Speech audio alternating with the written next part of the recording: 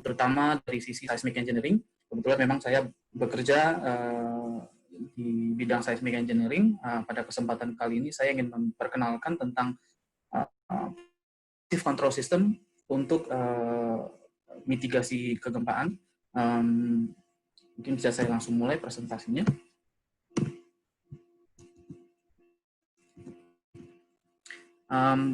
Sedikit saya sampaikan presentation outline saya. Yang pertama yaitu mungkin gambaran umum terkait dengan kegempaan. Lalu ada passive control system. Apa itu passive control system? Saya bagi menjadi ada beberapa terminologi, beberapa klasifikasi. Seismic isolation, energy dissipation, tune mass damping, dan yang terakhir rigid system. Lalu tentu dari semua passive control system tersebut ada supporting devices-nya. Jadi alat-alat apa saja yang bisa mensupport dari semua sistem-sistem di atas. Ada beberapa hal yang ingin saya sampaikan, mungkin secara detail bisa saya sampaikan di slide-slide berikutnya. Kemudian tentu yang paling menarik adalah aplikasi dari passive control system ini sendiri, baik untuk struktur-struktur yang baru maupun untuk struktur-struktur yang sudah existing. Terkait kegempaan tentu kita ingin menghindari adanya kerusakan besar, adanya fatality yang terjadi akibat kegempaan yang merusak struktur dan bisa juga merenggut nyawa penghuni, nyawa orang-orang yang berada di sekitarnya. Ini contoh beberapa kerusakan yang ada di jembatan, kemudian ada kerusakan juga yang ada di bangunan. Tentu untuk dapat mengantisipasi ini semua, kita harus menyadari betul dan memahami betul apa itu tentang kegempaan itu sendiri. Pada dasarnya kegempaan, gambaran awamnya adalah suatu akselerasi atau percepatan yang berasal dari bedrock yang diamplifikasi berdasarkan tentu karakteristik dari tanah di bawah struktur kita dan akhirnya nyampe ke persis di bawah struktur, mungkin di fondasi struktur kita yang bisa jadi di jembatan maupun bisa jadi di bangunan gedung. Nah, yang kita rasakan adalah akselerasi yang ada di atasnya. Kira-kira propagasi kegempaan adalah seperti ini. Kemudian saya masuk ke passive control system. Passive control system ini, sebelum saya secara detail menyampaikan passive control system, saya ingin sampaikan dulu mungkin sedikit perbedaan passive control system dengan konvensional sistem yang kita biasa lakukan.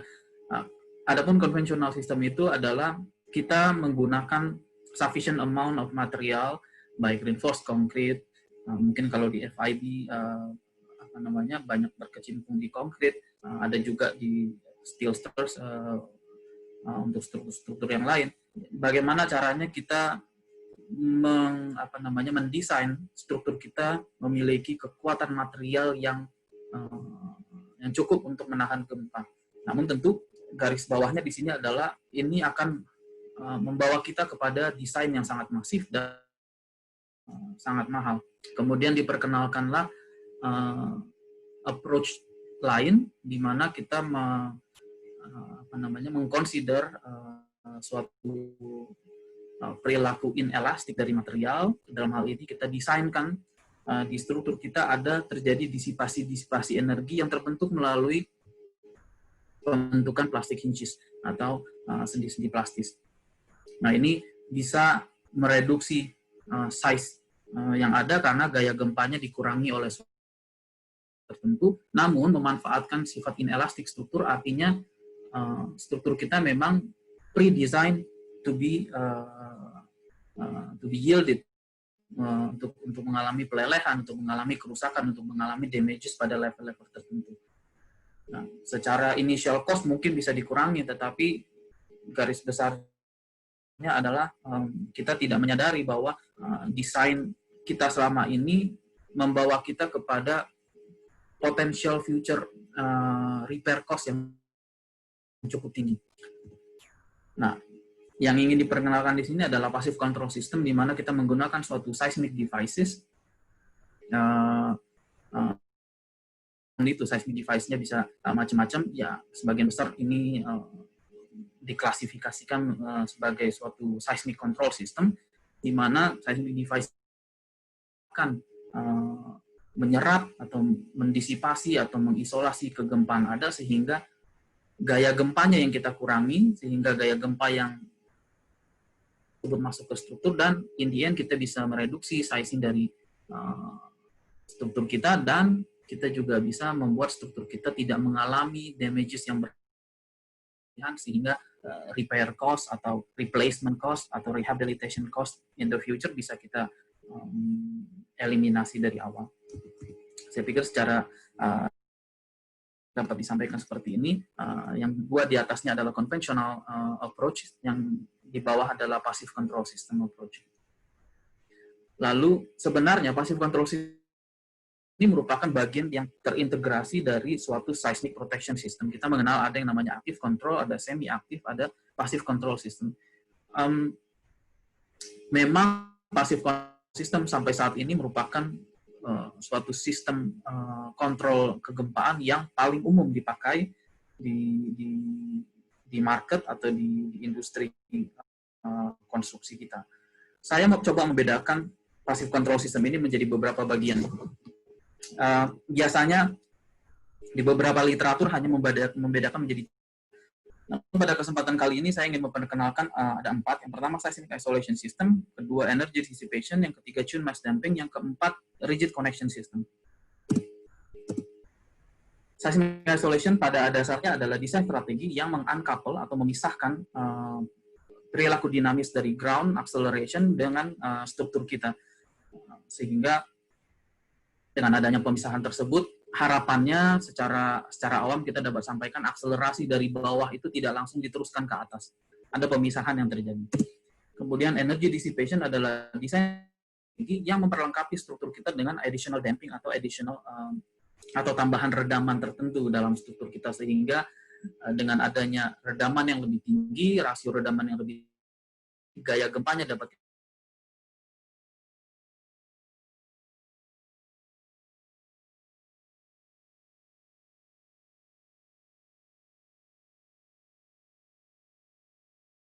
tambahan dari pada struktur utama kita ini mempunyai movement atau pergerakan yang kontradiksi dengan pergerakan main structure-nya. Jadi kalau struktur utama mau bergerak ke kanan, struktur tambahan ini mau bergerak ke kiri, sehingga ada reduksi respon struktur yang dapat diberikan akibat penambahan tune mass damping ini. Dan yang keempat yang ingin saya perkenalkan adalah rigid connection system, di mana ini merupakan suatu desain strategi yang memperlengkapi suatu restraining feature atau restraining device yang hanya bekerja pada certain condition, pada kondisi-kondisi tertentu, di mana mungkin pada saat velocity-nya tinggi, baru sistem bekerja. Pada saat velocity-nya rendah, sistemnya tidak bekerja. Pada saat displacement, katakanlah gap-nya sekian, baru sistemnya bekerja. Nah, ini kondisional tertentu. Sedikit banyak ada perbedaan di antara keempat ini. Mungkin next saya bisa sampaikan satu persatu. Ini contoh seismic isolation system yang bisa dipakai di jembatan. Ini salah satu animasi non-linear time history yang kita lakukan untuk salah satu proyek kita. Bagian yang atas ini merupakan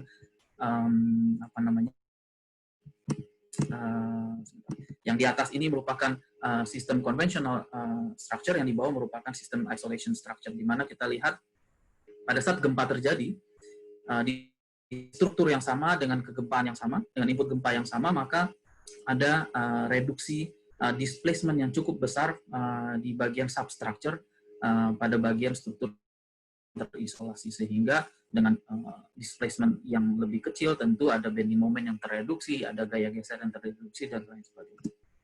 Lalu seismic isolation system juga diaplikasikan di bangunan, kira-kira pada umumnya ditempatkan di base atau di bawah, makanya disebut base isolation. Jadi kita menempatkan suatu flexible member, suatu flexible device yang akan membuat struktur kita bergerak seolah-olah seperti rigid body motion. Rigid body motion, namun semua pergerakannya itu hanya terkonsentrasi di device tersebut. Aspek penting lainnya adalah selain melindungi struktur, juga melindungi interior dari bangunan tersebut. Kenapa ini penting? Karena kebanyakan seismic isolation system memang peruntukannya untuk bangunan-bangunan yang mempunyai tingkat kepentingan yang tinggi, katakanlah hospital, katakanlah bangunan server misalnya, di mana bangunan-bangunan tersebut pada umumnya memiliki nilai atau value interior yang cukup besar. Mungkin interior di sini bayangnya bukan luxurious, bukan hanya luxurious interior, tapi ya interior-interior yang penting. Mungkin bisa dibayangkan kalau server suatu perusahaan itu rusak akibat terjadi gempa, tentu ini malah lebih berbahaya dibandingkan dengan strukturnya rusak. Kemudian ini ada salah satu contoh penggunaan seismic isolation system di Jepang di salah satu town hall. Kalau kita lihat di sini, mungkin saya ingin masuk ke sini. Isolation-nya ditempatkan di level antara B1F dengan 01F. Jadi di atas basement. Kalau kita lihat peak acceleration dalam arah X dan Y-nya, dari bawah ini masih sekitar 2,33 arah X, kemudian arah Y-nya 3,27 meter per second kuadrat. Lalu ada reduksi yang sangat besar, ini turun jauh menjadi 0,92, yang satu lagi turun jadi 0,76. Kenapa? Karena ada penempatan base isolation di sana. Jadi akselerasinya berkurang menjadi sepertiganya. Tentu ini salah satu efek yang saya sampaikan sebelumnya, bahwa ada pemisahan yang terjadi antara struktur bawah dengan struktur atas yang ditopang oleh base isolator unit ini. Lalu mungkin di sini ada sedikit video yang menggambarkan rekaman CCTV yang menggambarkan bagaimana perilaku. Contrary to the video, since the monitoring camera was fixed on the building side, while the building was largely displaced, the seismic isolation floor responded by staying at its original position. Those floor edge panels were specified to dislocate if these deformations occur. They were not broken at all. Although difficulty in walking in the building was reported, people were able to walk without difficulty on the seismic isolation floor.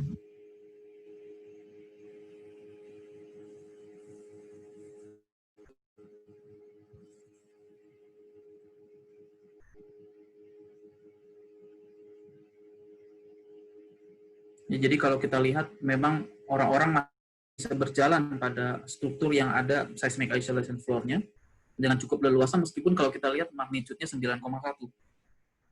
Yang pada umumnya saya rasa sudah terjadi akselerasi yang sangat besar, dan saya rasa orang-orang juga pada umumnya harusnya, kalau bukan saya di seismic isolation floor, harusnya tidak bisa bergerak seleluasa tersebut. Namun yang penting adalah servernya di sini.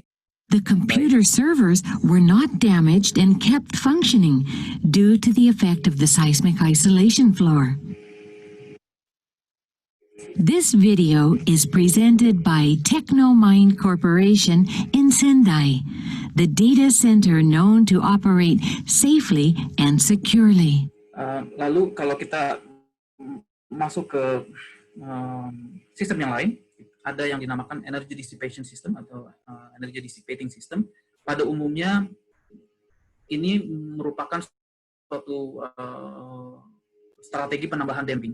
Nah, damping ini bisa ditambahkan dengan menambahkan, contohnya misalnya penggunaan viscose damper atau spring damper atau tipe-tipe damper yang lain, bisa ditempatkan sebagai bracing, bisa juga ditempatkan di base isolation floor in combination dengan isolator unit.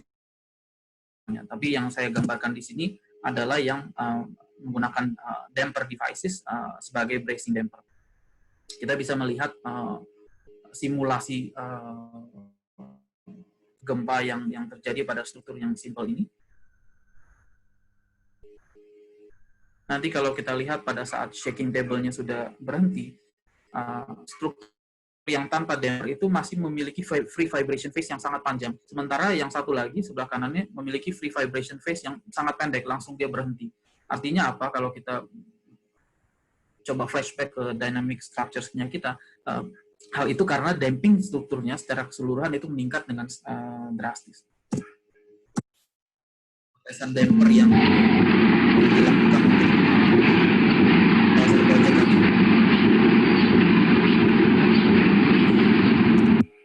Kemudian ya ini damper juga bisa dipakai di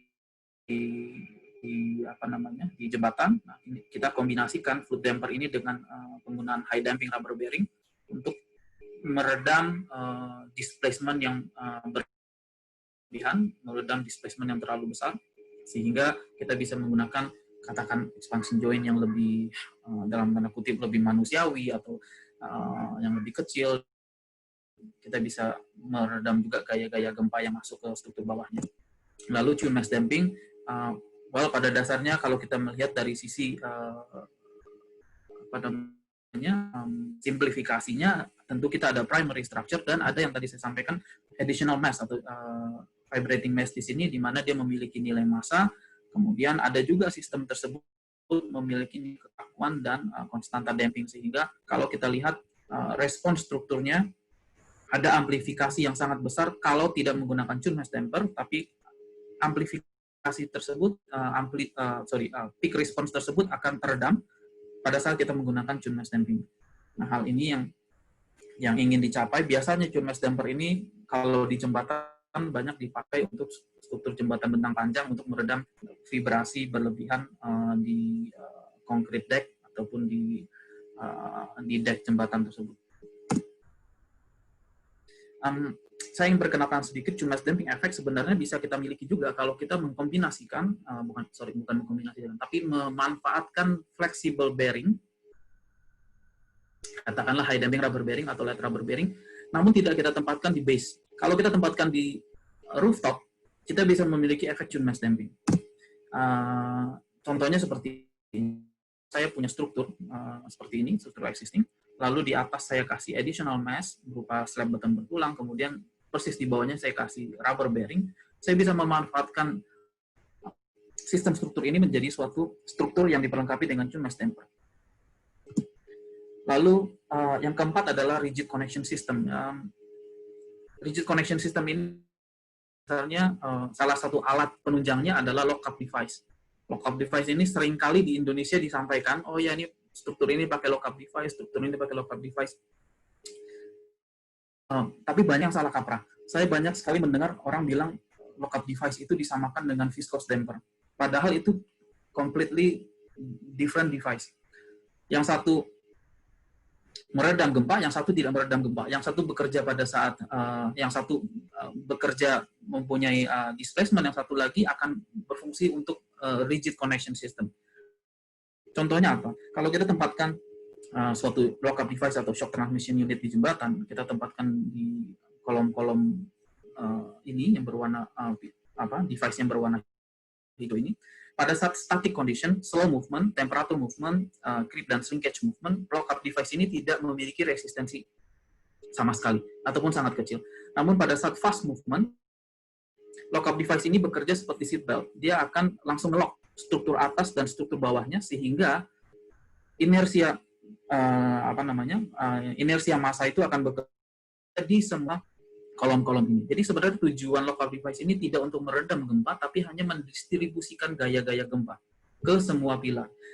Yang tadinya gaya gempanya hanya bekerja di satu pilar utama ini, karena yang lain mungkin pakai free bearing, namun sekarang dengan penggunaan lockup device, semua gaya gempanya akan didistribusikan hampir merata ke semua titiknya, semua titik pilar yang lain. Lalu rigid connection system juga bisa dipakai katakanlah di bangunan, contohnya seperti ini, waktu kita mau mengkapel dua bangunan yang berbeda agar tidak ada pounding efek yang terjadi untuk bangunan-bangunan yang mungkin berdekatan dan memiliki plan view yang berbeda sehingga periode struktur dari masa A dan masa B beda. Saya coba masuk ke passive control device. Mungkin di bagian sini saya akan coba lebih cepat, mungkin kita bisa diskusi lebih panjang nantinya. Penunjang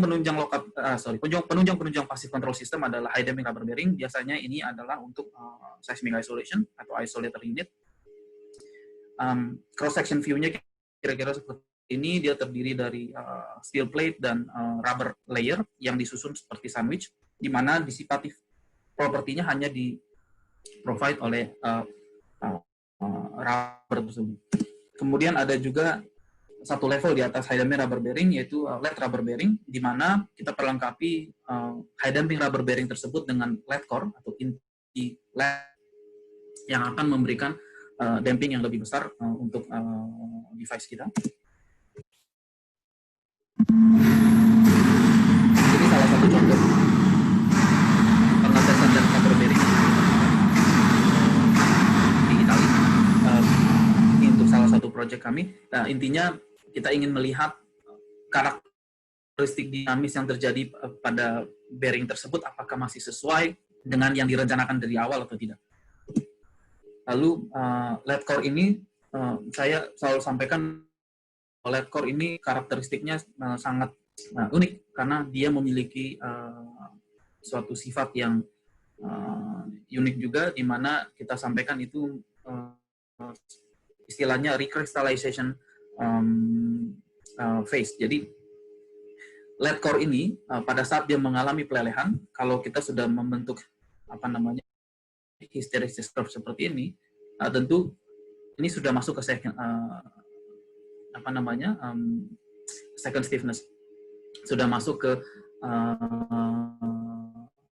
post-yield stiffness-nya kita. Kalau sudah masuk post-yield stiffness, ya gambaran awamnya kita bisa bilang LED core-nya leleh.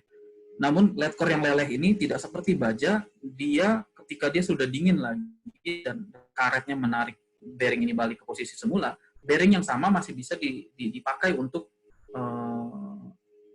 perilaku dinamis yang selanjutnya. Dengan kata lain, LED rubber bearing ini pada saat terjadi gempa tidak perlu diganti, karena setelah ada event gempa berikutnya, LED rubber bearing yang sama masih bisa dipakai, meskipun LED core-nya sebenarnya sudah mengalami pelelehan karena ada properti yang dinamakan rekristalisasi ini.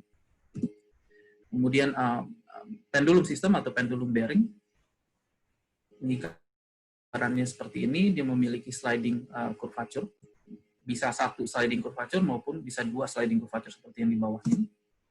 Lalu pendulum bearing pada umumnya cukup baik dipakai untuk bangunan-bangunan yang memiliki plan view yang irregular, sehingga kita bisa mengeliminasi efek torsi dari bangunan tersebut. Flood damper, ini gambaran umum tentang flood damper, atau umumnya dikenal dengan nama viscose damper. Intinya, damper ini memiliki dua ruang atau dua chamber, chamber A dan chamber B, dan dipisahkan oleh suatu cylindrical part di sini yang ada valve-nya, ada semacam lubangnya.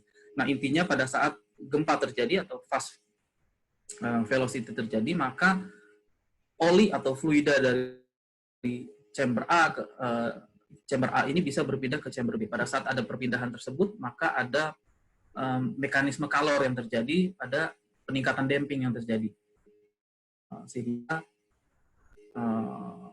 viscose damper ini bisa meredam gempa, bisa mentransfer atau merubah energi gempa menjadi energi panas, sehingga kita bisa mendapatkan efek damping yang lebih tinggi. Kemudian juga ada pre-stress damping spring, di mana viscose damper sebenarnya fungsinya mirip dengan viscose damper, tapi hanya ada di dalamnya ada spring mekanisme di sini, sehingga pre-stress damping spring ini bekerja pada nilai gaya tahanan tertentu. Katakanlah kalau pre-stress damping spring ini kita desain memiliki nilai tahanan 5.000 kN, ketika gaya horizontalnya tidak melebihi 5.000 kN, maka PDS ini tidak bekerja. Kalau gayanya melebihi 5.000 kN, maka PDS baru akan bekerja. Nah, ini salah satu contoh pre-stress damping spring.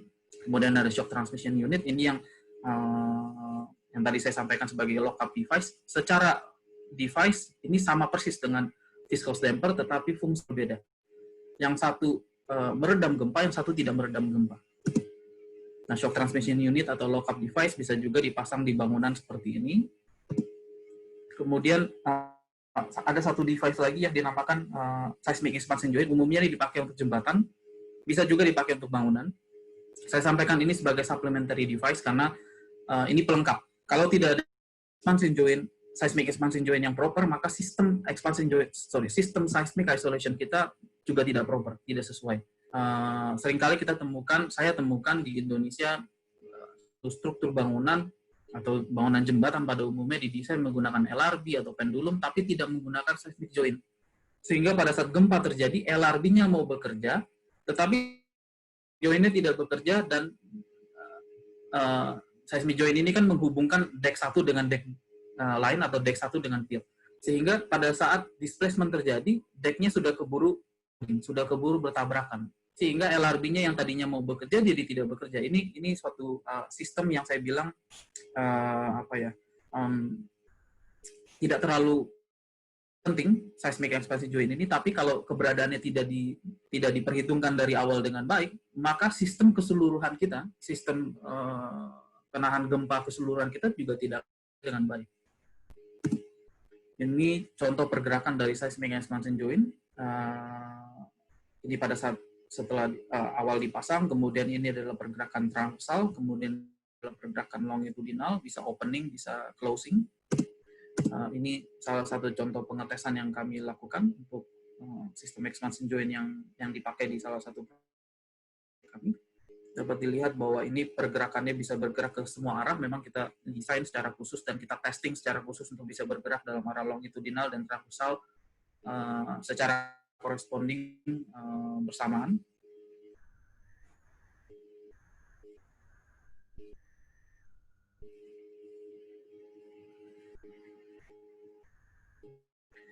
Kemudian saya ada sedikit mungkin tools saja untuk membantu kita dalam memilih solusi device apa yang cocok untuk jembatan.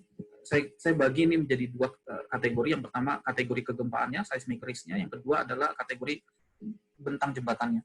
Untuk bentang jembatan, untuk seismic risk atau jembatan yang ditempatkan di daerah yang kegempaannya tidak terlalu besar, umumnya high damping rubber bearing saja bisa dipakai untuk semua kondisi jembatan. Namun untuk daerah-daerah yang moderate seismicity seperti di Jakarta, seperti di mungkin di Surabaya, LRB dan PDS ini bisa di-consider. Tapi untuk daerah-daerah yang kegempaannya sangat tinggi, bisa saja dikombinasikan viscose damping dengan penggunaan isolator bearing, baik LRB, PDS, pendulum system maupun high damping rubber bearing. Jadi ada kombinasinya untuk meredam gempa yang lebih besar lagi. Untuk bangunan juga demikian. Kita bedakan menjadi moderate, high sama very high. Kemudian aksis horizontal di sini adalah rasio ground acceleration antara ground acceleration dengan akselerasi rigid isolated building-nya. Dengan kata lain, kalau kita mau punya redaman yang lebih besar, pada umumnya high damping rubber bearing saja sudah tidak cukup. Mungkin kita perlu masuk ke LRB atau pendulum system. Jadi semakin tinggi rasio ini, semakin besar redaman yang ingin kita punya. Dan aksis vertikal ini menggambarkan semakin ke atas, semakin besar seismicity level yang ingin kita desainkan di struktur kita.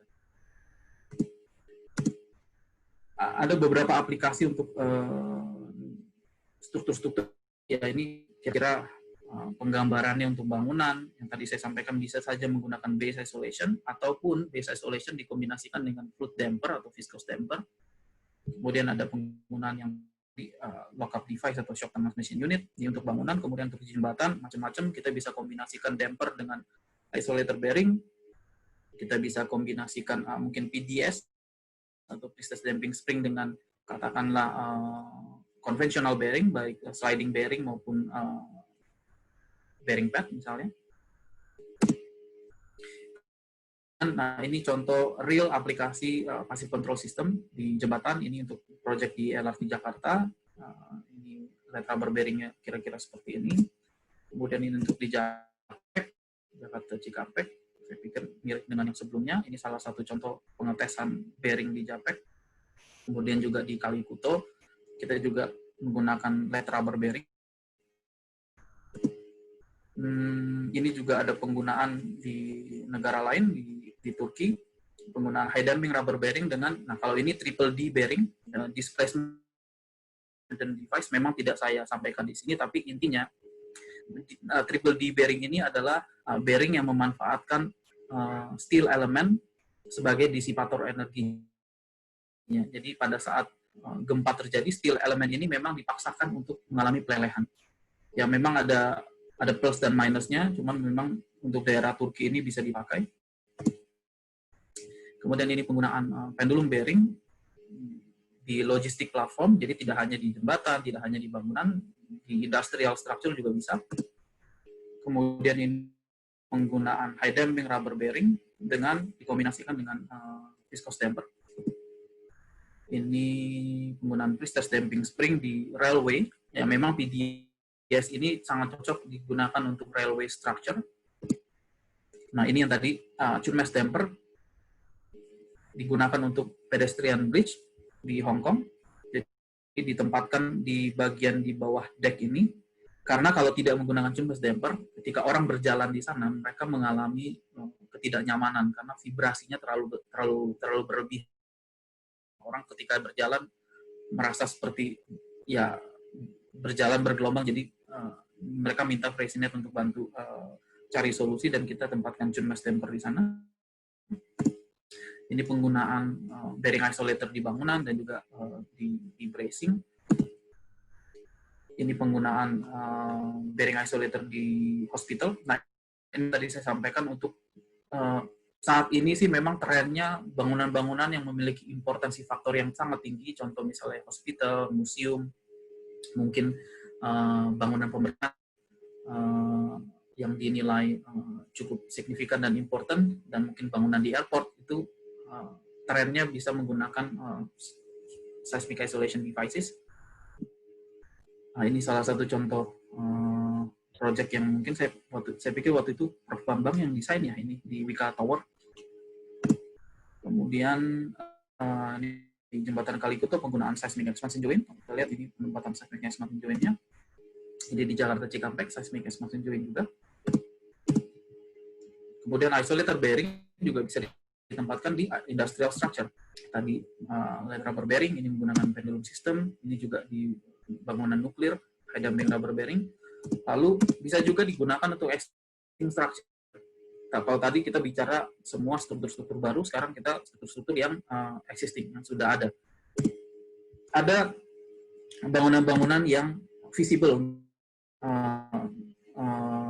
rehabilitasi seismik ini. Utamanya adalah bangunan-bangunan yang mungkin periodenya berada di zona-zona seperti ini, di mana periode tersebut menimbulkan akselerasi peak, akselerasi maksimum. Kita bisa pindahkan akselerasi respons struktur tersebut yang tadinya working point-nya ada di sini, kita pindahkan ke sini.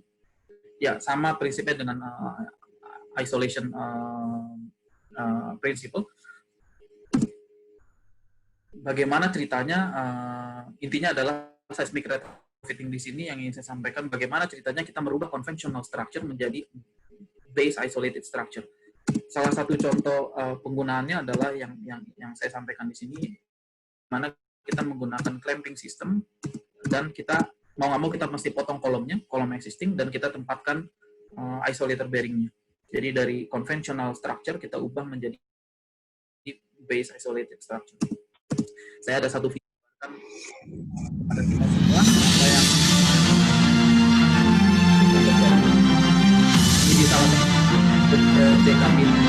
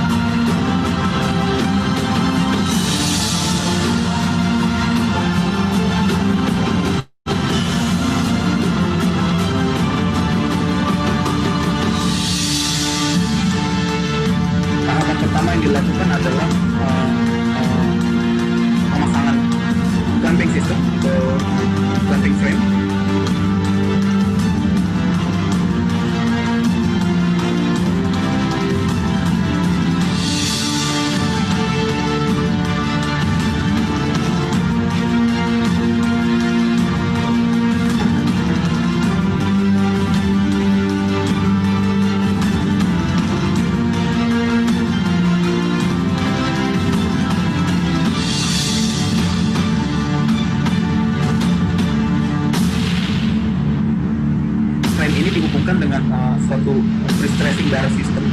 Ya tujuannya untuk memberikan nilai clamping force yang cukup, karena ada mekanisme friksi yang ingin kita manfaatkan.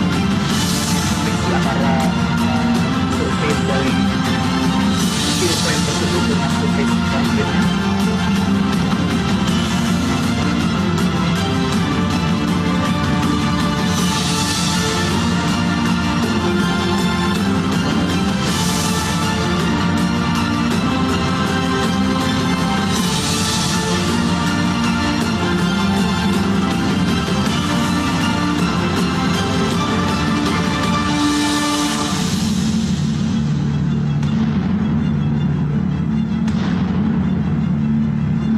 Setelah itu kita lakukan friction test. Nah ini friction test ini untuk memastikan bahwa clamping force kita sudah sesuai dengan yang didesain, dan memastikan pada saat kita jack, kita tempatkan jacking di antara kedua frame tersebut, tidak ada slip yang terjadi.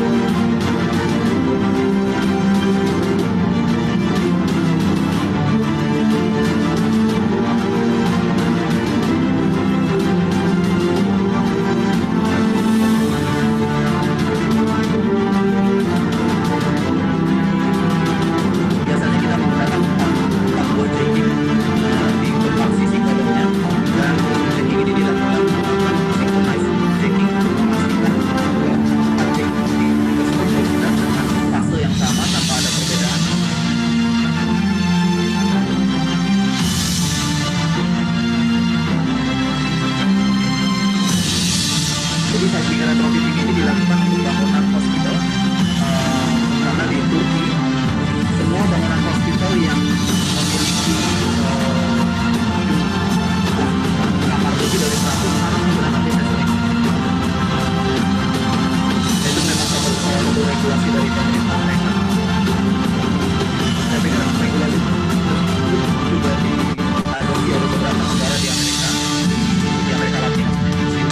Saya tahu itu dari sini. Lalu ini adalah fase pembongkaran pokok. Yang perlu saya sampaikan, pada saat pekerjaan ini dilakukan sebenarnya operasional bangunan masih berlangsung.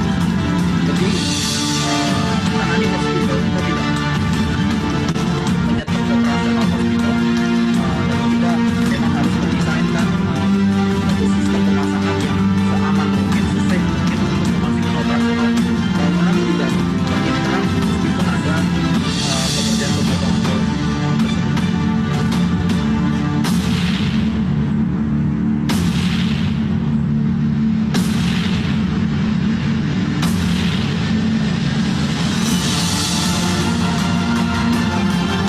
Ini adalah pada saat awal sudah selesai.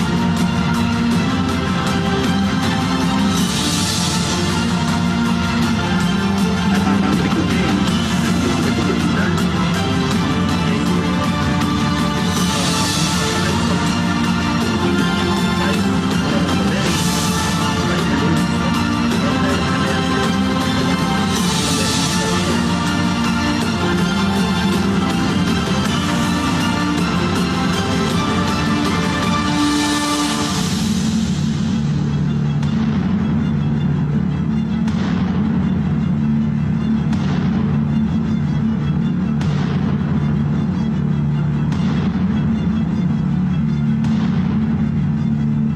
itu adalah final conditionnya pada saat setelah dipasang. Saya pikir ini yang bisa saya sampaikan untuk kesempatan kali ini. Saya dipesan oleh Pak Andri untuk lebih banyak berdiskusi. Ya saya harapkan ada beberapa pertanyaan yang kita diskusikan bersama. Terima kasih untuk partisipasi dan atensinya. Selamat siang. Ya, selamat siang semuanya. Pertama kali saya juga mau mohon maaf sebelumnya karena ada sedikit kendala pada saat introduction tadi. Terima kasih atas presentasinya yang begitu menarik dari Pak Tri Suryadi. Sebelum kita masuk ke sesi jawab, sekarang teman-teman juga masih lagi berpikir nih pertanyaannya atau apa, kalian bisa sambil merumuskan pertanyaan dan menuliskannya di sana. Sebelum itu mungkin saya juga ada beberapa pertanyaan untuk Patri sendiri ya Pak. Jadi tadi kan Patri menjelaskan bahwa passive control system itu ada beberapa macam, misalnya seperti sistem isolasi dasar atau additional damping, tune mask, ataupun passive restraint system seperti rigid restraint system gitu Pak. Nah, kira-kira kalau dari Patri sendiri, apakah ada rule of thumb misalnya sistem damping mana yang cocok untuk bangunan seperti apa ya Pak kira-kiranya misalnya? Pertama. Kalau dari rule of thumb sebenarnya kalau dari pengalaman kami untuk bangunan gedung ya Pak Andri ya? Ya, bangunan gedung misalnya Pak. Bangunan gedung. Kalau bangunan gedung, kalau menurut saya untuk bangunan lantai ke bawah itu masih cocok menggunakan base isolation, baik dari rubber isolator maupun dari pendulum isolator. Ya tentu kita perlu lihat kegempaannya ada di level mana. Kalau kegempaannya terlalu besar, mungkin base isolator perlu dikombin dengan misalnya viscose damper. Tapi pada umumnya masih cocok untuk bangunan 20 lantai ke bawah. Nah, namun kalau untuk bangunan yang 20 lantai ke atas, mungkin untuk tall structures atau tall buildings 30-40 lantai, rasanya sih base isolation sudah tidak begitu cocok. Rasanya ini bukan lagi bukan lagi earthquake governing system, tapi lebih mungkin wind load governing system ya. Jadi yang kita ingin peredam ini bukan lagi kegempaannya, tapi mungkin sudah efek dari beban angin. Nah, dalam hal tersebut, untuk bangunan-bangunan yang super fleksibel seperti itu, yang bisa diperlengkapi adalah menggunakan damper. Damper ditempatkan mungkin salah satunya sebagai bracing damper. Oke. Seperti itu, Bang. Ya, baik. Terima kasih, Patri. Selanjutnya, mungkin ini pertanyaan dari teman-teman juga misalnya ya Pak. Jadi misalnya saya sebagai owner nih Pak, saya pengen tanya, kalau misalnya gedung saya dilengkapi dengan sistem isolation gitu, misalnya entah gedung atau jembatan misalnya, apakah akan membengkak misalnya budgetnya karena isolator sendiri kan bisa kita bilang misalnya tidak murah. Nah, itu apakah kira-kira benefit apa saja sih yang kita bisa dapat sebagai timbal baliknya kalau kita memakai sistem ini gitu Pak di konvensional, misalnya dari segi biaya, karena pasti owner berpikirnya dari segi biaya misalnya begitu Pak. Mungkin ada tanggapan dari Patri ya? Ya, saya pikir itu pertanyaan yang paling banyak ditanya semua orang, Pak Andri. Ya, Pak. Jadi, saya bagi menjadi dua, Pak, untuk bangunan dan untuk jembatan. Kalau untuk jembatan, saya bisa sampaikan dengan code kita yang sekarang, yang berbasis American Code, berbasis ASTO, katakanlah. Almost in any case, ketika menggunakan base isolation atau kita menggunakan katakanlah LRB atau pendulum, kita bisa mendapatkan reduksi initial cost. Cost dalam artian ini cost pembangunannya ya Pak ya. Jadi initial cost ini termasuk investasi alat bearingnya, kemudian konstruksi pilarnya, konstruksi girder dan lain sebagainya. In almost any case ada reduksi mungkin sekitar 10-15% yang terjadi. Nah kalau untuk jembatan, kalau untuk bangunan itu sedikit tricky. Saya bisa bilang kalau dari sisi kegempaan, kalau menurut saya, bangunan-bangunan kita, katakanlah perkantoran 10 lantai itu, initial cost-nya itu by default itu sangat murah.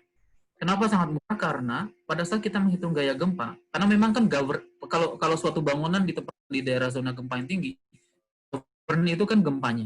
Jadi waktu dia mendesain gempa tersebut, cost bangunannya by default itu cukup murah karena gaya gempanya kita bisa bagi dengan faktor modifikasi respons yang sangat tinggi, 6, 7, 8 misalnya. Jadi gaya gempa itu kita bagi 8 misalnya, itu yang kita consider sebagai gaya gempa itu hanya 12,5%-nya saja. Jadi initial cost untuk conventional structure itu sudah sangat murah. Kalau kita menggunakan base isolation untuk bangunan-bangunan yang kategori kegempaannya tidak terlalu tinggi, katakanlah apartemen atau office building, di mana ini merupakan risk kategori 2 misalnya, importance faktornya tetap 1, maka saya bisa sampaikan kemungkinan besar peningkatan cost, mungkin total cost-nya meningkat 5-10%. Nah, tapi kalau kita mendesain bangunan yang memiliki importansi faktor yang tinggi, katakanlah atau museum atau airport, Di mana kalau secara konvensional kita desain I-nya mesti 1,5 ya. Iya. Kalau misalnya kita menggunakan base isolation, I-nya itu in any case boleh diambil 1. Nah, jadi dengan hal ini mungkin saja, sangat dimungkinkan sekali base isolation bisa membuat ada initial cost yang lebih murah untuk bangunan-bangunan yang importansi sangat tinggi seperti hospital, museum, dan tadi saya sampaikan. Ini baru kita bicara initial cost-nya saja. Tentu bagi owner yang menurut saya sangat penting untuk disampaikan adalah kita mesti melihat total cost-nya, bukan cuma dari awal saya bangun ini harganya berapa, tapi saya mesti consider ke depannya. Kalau gempa itu terjadi, repair cost-nya saya seberapa besar di bangunan. Saya memang, katakanlah saya punya kantor, saya bangun 10 lantai, katakanlah 100 M. Ini initial cost-nya. Kalau saya consider future repair cost-nya, pada saat gempa besar terjadi, saya kan mesti replace semua sendi plastisnya, crack-nya saya mesti benerin semua, itu cost-nya sangat tinggi. Terus apalagi cost stop of operation-nya. Ini juga mesti diconsider. Nah, semua cost-cost yang future tersebut tidak perlu kita pertimbangkan lagi kalau menggunakan base isolation. Pikir ini harus dilihat cukup komprehensif semuanya, Pak. Memang kalau owner hanya melihat initial cost-nya saja, bangunan akan cukup berat sebenarnya kalau kita mau compare. Tapi kalau kita compare secara keseluruhan, jangka panjang ya, sangat beneficial. Oke. Dan satu pertanyaan lagi Pak dari saya, karena kita masih ada waktu. Saya ingin bertanya masalah maintenance Pak. Jadi yang saya tahu itu kan misalnya base isolation, baik itu friction pendulum maupun dalam bentuk rubber, Pak, itu kan mereka sangat sensitif ya Pak, baik untuk perubahan suhu maupun terpapar misalnya sinar UV. Nah, misalnya kita pasang di jembatan dan sebagainya, itu kan benar-benar terekspos dengan environment ya Pak. Nah, itu jadinya apakah kita harus melakukan inspeksi rutin ataukah harus ada penggantian setiap berapa tahun gitu? Mungkin dari Pak Tri sendiri ada tanggapan untuk maintenance-nya? Relatively kalau untuk jembatan di bangunan, kalau di gedung, karena dia ada di confined area gitu ya, mungkin exposure terhadap UV, terhadap environmental effect yang lain tidak terlalu besar. Tetapi pada dasarnya semua isolator unit itu harus memiliki raw material yang sesuai. Ada ketentuan, misalnya kalau di rubber itu mesti anti UV, harus ada ozone testnya, kemudian juga pastinya ada aging test yang harus dilakukan. Serta-merta untuk memastikan bahwa desain life dari sistem isolator ini bekerja dengan baik terhadap semua efek environmental yang ada. Nah, jadi yang pertama dilakukan tentu raw materialnya kita mesti pastikan benar-benar lolos dari semua pengetesan environmental ini. Yang kedua terkait dengan inspeksi di semua project isolator system, saya pikir wajib hukumnya untuk si vendor tersebut memberikan inspection manual atau maintenance yang sifatnya dilakukan berkala, baik setahun 2 kali atau 3 tahun sekali, atau di setiap ada event gempa jadi kita perlu datang ke lapangan untuk ya inspeksi saja, melihat kondisi bearing kita masih rectangular atau tidak, masih dia atau tidak, ada crack atau tidak. Nah, itu hal seperti itu memang harus ada manualnya Pak, dan memang kalau di kami memang selalu siapkan itu sih Pak untuk untuk memastikan bahwa ya panjang masa layannya ini bisa berfungsi dengan. Oke, siap. Baik, makasih Pak Tri Suryadi atas tanggapannya. Mungkin kita mulai saja sesi tanya jawabnya. Pertanyaan yang pertama dari Saudara Predarika Diastra ya. Ini untuk Pak Tri juga mungkin sambil bisa lihat di bagian chat ya Pak. Nanti saya bacakan semuanya bisa dengar. Pertanyaan dari Predarika ini adalah, pada salah satu slide tadi dijelaskan tentang, tadi dijelaskan pemakaian fluid damp untuk mengurangi displacement berlebihan pada HDRB. Apakah ini tidak menyebabkan peningkatan respon akselerasi pada struktur? Ya, oke. Boleh Pak, silakan Pak. Iya Pak, terima kasih untuk pertanyaannya. Jawabannya iya dan tidak Pak. Jadi gini, memang kalau kita menggunakan satu struktur kita menggunakan base isolation, katakanlah periodenya sekarang sudah menjadi 2 detik nih, sudah agak panjang periodenya. Pada saat kita menambahkan fluid damper, memang kita memberikan stiffness hingga periodenya bergeser balik sedikit ke katakanlah dari 2 detik menjadi 4 atau 1,5 detik. Tentu kalau kita hanya melihat dari sisi ini, akselerasinya naik lagi tuh. Tetapi dengan peningkatan damping, akselerasi itu kan bisa diredam lagi, diturunkan lagi. Sehingga harapannya, tentu ini ada trial and error, Pak. Tentu ya ini saya pikir harus fine tuning design. Kita mesti lihat seberapa jauh kita shift back itu period dan seberapa jauh kita shift down akselerasinya dengan peningkatan damping dari damper tersebut. Harapannya working point finalnya itu ada di akselerasi yang lebih kecil tentunya. Kalau kita asal saja menempatkan dampernya tanpa kita pikirin hal ini, bisa saja kita berikan damper yang berlebihan sehingga stiffness struktur keseluruhan kita meningkat jauh dan efek dampingnya tidak terlalu signifikan sehingga akselerasinya malah naik. Ini yang mungkin ditakutkan oleh Deastra ya. Jadi kita masih tune dulu nih Pak. Kita masih lihat seberapa besar damping yang kita berikan dan seberapa seberapa jauh stiffness yang kita berikan dan seberapa besar damping yang harus reduksi. Yeah. Mungkin saya juga ada tambahan sedikit ya Pak Tri untuk pertanyaan Frederika ini. Jadi memang ada kajian yang cukup menarik yang ditulis oleh Profesor James M. Kelly ya dari Berkeley mengenai influence dari fluid damper terhadap isolation. Memang ada kecenderungan bahwa dengan adanya fluid damper ini matriks damping itu tidak lagi uncouple. Jadi ada kemungkinan bahwa penggunaan viscous damping ini bisa mengindus mode tinggi. Sebetulnya itu salah satu concern utama dari kalau kita menggabungkan fluid damper dengan isolator. Namun salah satu antisipasi yang bisa kita lakukan adalah kita menggunakan fluid damper ini instead sebagai tambahan damping, tapi lebih sebagai untuk mengerem gitu Pak, misalnya. Jadi contoh kalau misalnya kita punya sistem isolator yang sangat fleksibel, ketika terjadi gempa yang lebih besar dari gempa yang diprediksi, itu bisa-bisa karetnya putus misalnya, displacementnya melebihi displacement rencana. Nah, mungkin kita bisa coba gunakan viscous damper ini sebagai brake gitu.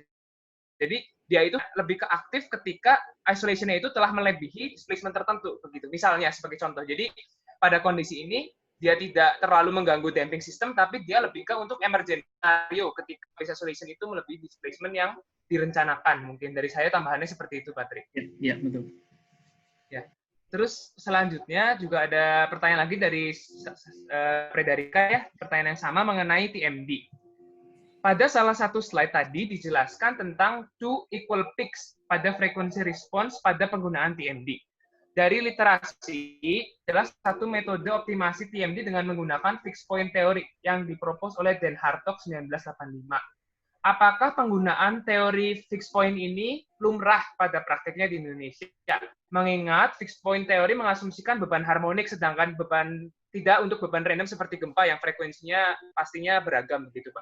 Iya. Oke. Untuk ini memang TMD kebanyakan malah sebenarnya dipakai bukan untuk meredam gempa ya. Jadi case-nya sangat sedikit sekali kalau kita dalam tanda kutip paksakan TMD untuk meredam gempa.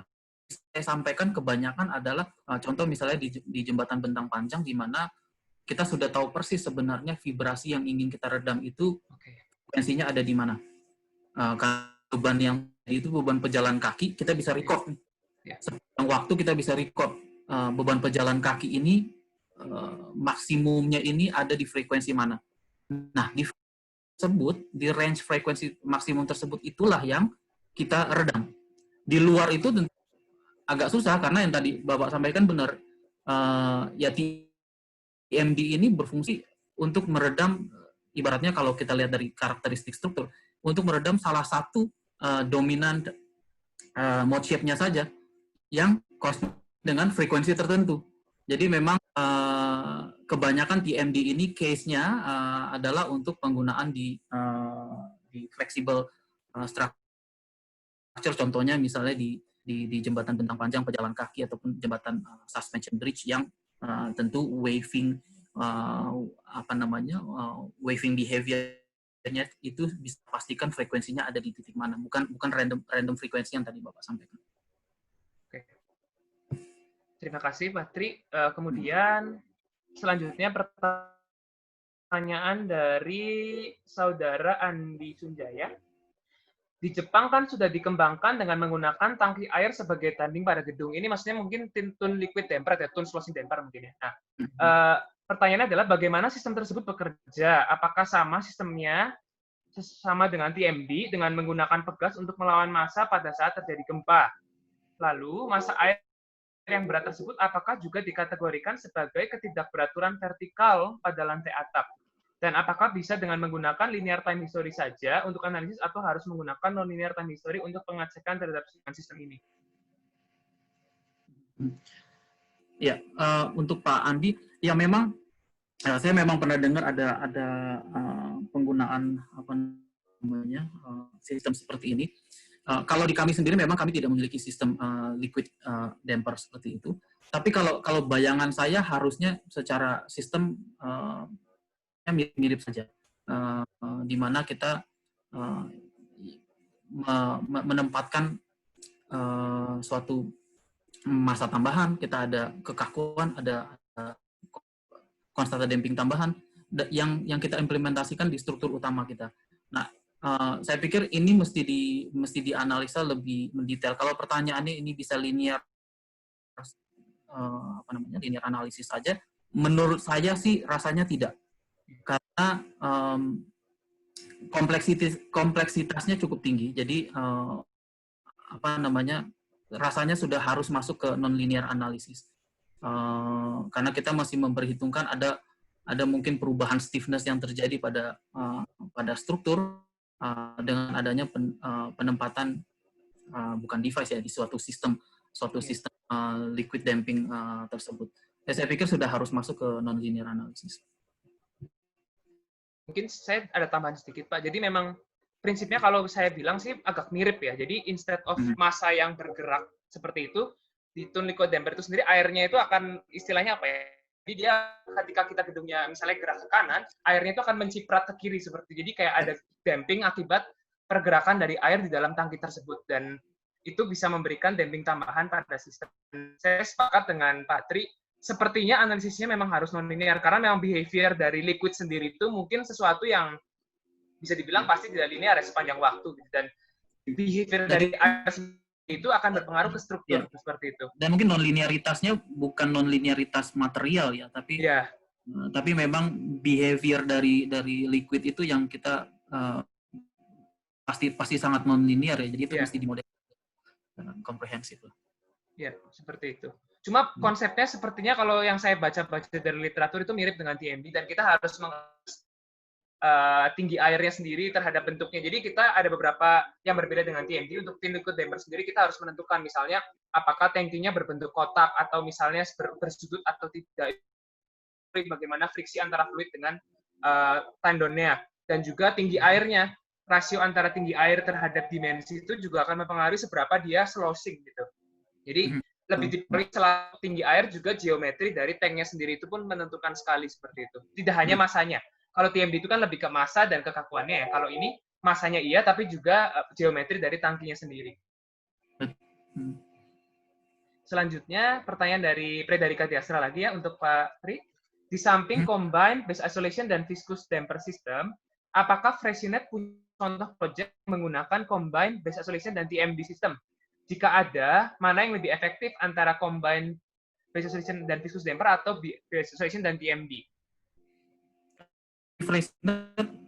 Yang pernah saya tangani dan rekan-rekan kita di Paris dan di Italia tangani, kita belum pernah menggunakan base isolation dikombinasikan dengan TMD. Kalau pandangan saya harusnya lebih efisien menggunakan viscous damper ya dibandingkan dengan TMD. Ini terkait dengan pertanyaan sebelumnya, TMD itu kan sebenarnya hanya dia mereduksi atau mengurangi respon at a certain vibration mode saja, ya kan, atau di frekuensi tertentu saja. Nah, sementara memang kalau di base isolation ini ya sebenarnya pasif sistemnya itu bisa mereduksi untuk random frekuensi yang mana saja gitu. Jadi kalau dari secara sistem, menurut saya pribadi sih, saya nggak tahu ya kalau yang lain berkata seperti apa. Kalau menurut saya secara pribadi lebih efisien dan lebih apa istilahnya, lebih umum dipakai kombinasi base isolation dengan viscose damper ya. Oke. Selanjutnya masih dari apakah pernah dilakukan cyclic test pada fluid damper device? Dan jika iya, apakah hysteresis loop-nya menunjukkan pure viscous dengan gitu ya, jadi tidak ada stiffness-nya, atau lebih ke viskoelastik dengan memiliki suatu kemiringan tertentu seperti itu? Ya, kita selalu melakukan cyclic test. Mungkin saya perlu sampaikan di semua device kita itu semua sudah tersertifikasi European ataupun kalau kita mau mengacu ke American Standard juga kita ada sertifikasinya dan semua bisa dites. Dan umumnya kalau kita mau mendapatkan sertifikasi tersebut harus ada cyclic dynamic test baik di isolator unit maupun di damper. Nah, terkait dengan viscose damper ini maksudnya yang pure viscose itu yang bentuknya seperti bulat tersebut ya, atau ya kayak bulat dengan tidak ada kemiringan ya Pak, jadi cuma betul-betul kayak horizontal gitu Pak, kayak kotak gitu ya, kayak kotak ya, kayak kotak mirip kotak lah Pak ya, kayak oval ya. Sebenarnya awalnya yang terjadi mirip seperti itu, tetapi dia tidak pure rectangular. Jadi ada semacam kalau di ujung-ujungnya itu sudutnya tidak 90 derajat, tetapi ujung-ujungnya itu bentuknya kayak semacam ada elipsnya. Agak mendekati elips Pak, oke. Ada mendekati elips di ujung-ujungnya Pak ya, tetapi kalau shape sebenarnya bentuknya kayak rectangular, tetapi hanya ujung-ujungnya itu tidak 90 derajat. Kenapa? Karena kita ada kalau kita lihat viscose damper itu kan rumusannya F sama dengan C dikali V pangkat alfa. Nah, yang menentukan shape-nya itu lebih ke alfanya, pangkat alfanya. Jadi pada velocity tinggi, velocity tinggi dipangkatkan alfa. Biasanya alfa ini ada di range 0,05 sampai 0,2. Nah, kalau kita bikin itu di 0,01 mendekati 0, itu dia akan menjadi pure kotak kalau saya nggak salah. Nah, jadi kalau kita ada alfanya kita, biasa yang kita lakukan itu alfanya di 0,05 sampai 0, dia ada sedikit elipsnya di situ. Jadi ya saya nggak ada gambarnya di sini, tapi kira-kira seperti itu. Moga-moga bisa dipahami ya Pak ya. Oke, siap. Terima kasih. Selanjutnya pertanyaan dari Ryan Rahmi Isda. Tadi yang jembatan dipasang rigid connection system, tujuannya bukan untuk meredam, tetapi untuk mendistribusikan gaya ke seluruh pilar. Jadi bagaimana untuk meredam gaya gempanya sendiri? Apakah harus dipakai bersamaan dengan jenis peredam lain atau mungkin tidak perlu? Oke. Ini menarik ya pertanyaannya. Kalau dari pandangan saya, kalau kita sudah menggunakan shock transmission unit, itu rasanya nggak cocok lagi kalau kita pakai sistem yang lain. Jadi shock transmission unit itu kita perlu pahami dia tidak meredam gempa. Secara device, barangnya tuh sama persis dengan viscose damper. Yang membedakan adalah mekanisme kerjanya. Kalau misalnya viscose damper tadi saya sebutkan F sama dengan C dikali V pangkat alfa. Lockup device juga sama, F sama dengan C dikali V pangkat alfa, cuman alfanya 2. Kalau kita kali alfanya velocity dipangkatkan 2, pada saat velocity-nya kecil dipangkatkan 2, maka nilainya mendekati 0. Pada saat velocity-nya besar, maka dia mendekati nilai yang sangat besar. Sehingga pada saat bekerja, pada saat slow movement terjadi, maka tidak ada gaya yang terjadi. Nilai F-nya sama dengan 0. Pada saat movement terjadi, maka nilai F-nya itu sangat tinggi. Ya kan, karena tadi F sama dengan C dikali V pangkat alfa. Ya kan, kalau C itu kan konstanta tetap tuh. Yeah. Sama kayak kita punya viscose damper.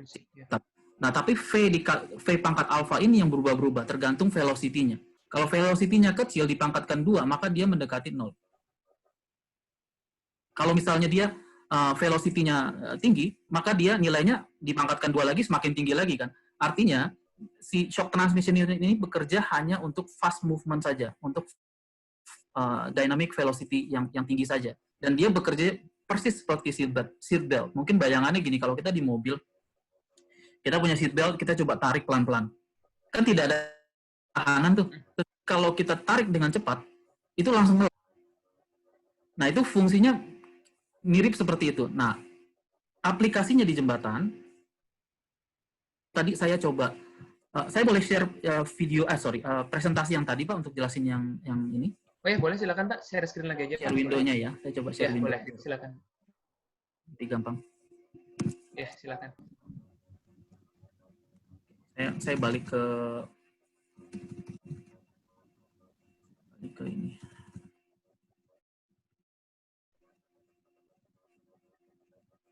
Oke, ini pertanyaannya. Nah, jadi ini sistem suatu jembatan yang di sebelah kiri. Well, kanan juga sih, cuman ini saya bedakan. Yang satu ini skematik untuk static movement atau slow movement. Yang di sebelah kanan ini adalah skematik untuk dynamic movement atau fast movement. Umumnya, suatu jembatan kan sistem perletakannya macam-macam, Pak. Contoh misalnya kita punya suatu jembatan bentang menerus seperti ini. Bentang menerus ini, dalam contoh kasus ini adalah bentang dari ujung kiri ke ujung kanan ini menerus, kemudian monolit dengan pier-nya. Kemudian untuk pier yang berwarna biru ini, semuanya terpisah, tidak monolit. Jadi ada perletakan bearing di sini, sliding bearing. Jadi bayangannya pada saat temperatur terjadi atau creep shrinkage terjadi, sebenarnya si girder ini bisa leluasa bergerak nih di. Nah, tetapi kalau kita tidak pasang lockup device, katakanlah yang berwarna hijau ini device-nya saya hilangkan. Jadi sistemnya hanya monolit pier dengan monolit girder dan ditopang dengan free bearing di sini. Pada saat gempa terjadi, semua inersia massa yang notabene berasal dari girdernya itu terakumulasi di satu titik. Jadi pada saat gempa terjadi, 100% semuanya masuk ke pier di sini. Tentu akan sangat menderita pier ini. Didesain dengan size yang sangat besar, tulangan yang sangat besar, dan lain sebagainya. Nah, penggunaan lockup device, kalau kita tempatkan lockup device, maka pada saat slow movement, dia masih bisa bekerja seperti sistem yang tadi saya sampaikan, di mana pier-pier yang lain tidak menerima gaya apa-apa. Namun pada saat fast movement, pada saat velocity tinggi bekerja, maka si lockup device ini berfungsi seperti fixed bearing yang akan menggunakan struktur atasnya dengan pier di bawahnya. Sehingga pada saat inersia massa terjadi, 100% massa dari deck ini akan tertransfer bukan hanya ke satu titik, tapi ke semua titik-titik yang lain. Sehingga gaya gempanya, kalau saya coba analogikan misalnya, awalnya gaya gempanya 100 kN di sini, sekarang menjadi let's say 100 kN dibagi 6 misalnya. Tentu gaya geser di sini lebih kecil, momennya lebih kecil, kita bisa reduksi size-nya. Nah, tentu kita masih consider juga di sini size-nya kita masih perhatikan benar-benar untuk pier-pier yang lain. Oke, siap. Terima kasih, Patri. Kemudian pertanyaan selanjutnya dari Bapak Senot Sangaji. Lockup device bertugas mendistribusikan gaya inersia gempa. Bagaimana mekanismenya? Itu seperti tadi barusan juga dijelaskan, yang tadi barusan Bapak jelaskan. Terus, apakah distribusi ini dipengaruhi oleh lokasi pemasangan dan jumlah lockup device? Bagaimana konfigurasi yang optimal untuk device ini agar dicapai distribusi gaya inersia yang lebih seragam? Oke. Ya, jadi memang ya ini case by case, kita mesti melihat device-nya mesti ditempatkan seberapa banyak, dan tentu yang paling penting direction-nya. Karena umumnya lockup device atau viscous damper atau foot damper ini bekerja unidirection. Artinya hanya di salah satu direction tertentu. Kalau kita ingin punya efek dalam arah longitudinal, ya kita mesti pasangkan di dalam arah longitudinal. Tidak bisa dipasangkan dalam arah yang transversal ataupun yang ring, nanti justru malah tidak seragam gitu. Nah, terkait dengan jumlahnya, ada beberapa konsiderasi, Pak. Jumlahnya, kalau secara desain ya, Pak ya, kita tempatkan satu peer satu saja cukup sih, di semua case cukup. Cuman ada kalanya satu device itu bisa kita pecah menjadi beberapa device terkait dengan apa? Terkait dengan berapa gaya yang timbul di device tersebut dan berapa besar device-nya bisa dibuat. Contoh misalnya kita punya jembatan yang tadi. Saya bisa saja secara desain saya bikin di semua peer itu hanya satu lookup device dalam ala longitudinal. Tetapi kalau ternyata gaya gempanya sangat tinggi, kan berarti si lookup device ini mesti menghandle gaya yang sangat besar kan. Bisa saja device saya kalau saya mau desain secara besar-besaran seperti itu, ukurannya jadi sangat masif, tidak bisa dipasang di lapangan, bahkan terlalu mahal untuk dibuat misalnya, atau bahkan tidak ada alat tes bisa mumpuni untuk mengetes tersebut. Maka saya perlu pecah jadi beberapa device. Nah, ini adalah salah satu consideration pada saat kita melakukan fine tuning design yang tentu saya sendiri di Freshnet bisa bantu kira-kira penempatannya ada di lokasi mana, dalam arah mana, longitudinal atau transversal, kemudian berapa device yang perlu kita tempatkan, spacing-nya masih cukup atau enggak di struktur, kemudian pengetesannya masih bisa atau enggak dengan alat tersebut, device-nya bisa dibuat atau enggak. Saya pikir ini menjadi bahan yang bisa didiskusikan bersama. Baik, terima kasih Pak Tri atas tanggapannya. Selanjutnya ada tambahan sedikit ya dari Pak Senot. Ini bukan pertanyaan, tapi lebih ke tambahan mengenai analisis untuk liquid tune damping tadi. Beliau berkata bahwa analisis untuk liquid tune damping yang mengandalkan efek slosing mestinya menggunakan analisis nonlinear dengan memperhatikan interaksi antara air di dalam tangki dan juga geometri dari tangki. Interaksi ini membuat sistem mempunyai coupled governing equation. Jadi ini untuk tambahan yang pertanyaan Andi Sunjaya tadi mengenai penggunaan tune liquid damping atau tune slosing. Begitu. Selanjutnya tadi tanggapan selanjutnya Pak dari Praderika Diastra mengenai bentuk hysteresis loop dari viscous damper ya Pak ya. Jadi hysteresis loop-nya itu bentuknya tidak ringan, yaitu bentuknya seperti kotak tapi horizontal gitu ya Pak. Tidak ada stiffness di arah diagonal gitu misalnya Pak. Betul. Memang tidak seperti yang tadi Bapak sampaikan viscoelastis ya, karena viscoelastis kan ada stiffness. Ada stiffness-nya Pak ya. Ada possible stiffness tambahannya. Kalau viscous damper tidak. Kalau viscous dampernya yang kita lakukan pure fungsinya hanya seperti yang Bapak tuliskan tadi, F sama dengan kali V pangkat alfa. Kecuali kalau tentang pre-stress damping spring. Pre-stress damping spring ini unik. Jadi ada spring device di dalam viscous dampernya ini. Nah, ini secara rumusan cukup berbeda sehingga yang kita punya ini berbeda perilakunya dengan viscous damper yang pure rectangular seperti yang tadi Bapak sampaikan. Oke, terima kasih. Semoga itu sudah menjawab ya pertanyaan dari Pak Diastra. Kemudian tanggapan lagi dari Pak Frederika Diastra mengenai TMD, Pak. Jadi, apakah penggunaan TMD itu umumnya hanya menggunakan single TMD seperti pada Taipei 101 atau bisa menggunakan banyak TMD di beberapa tempat? Kalau menurut saya ini mesti dilihat apa yang mau diredam.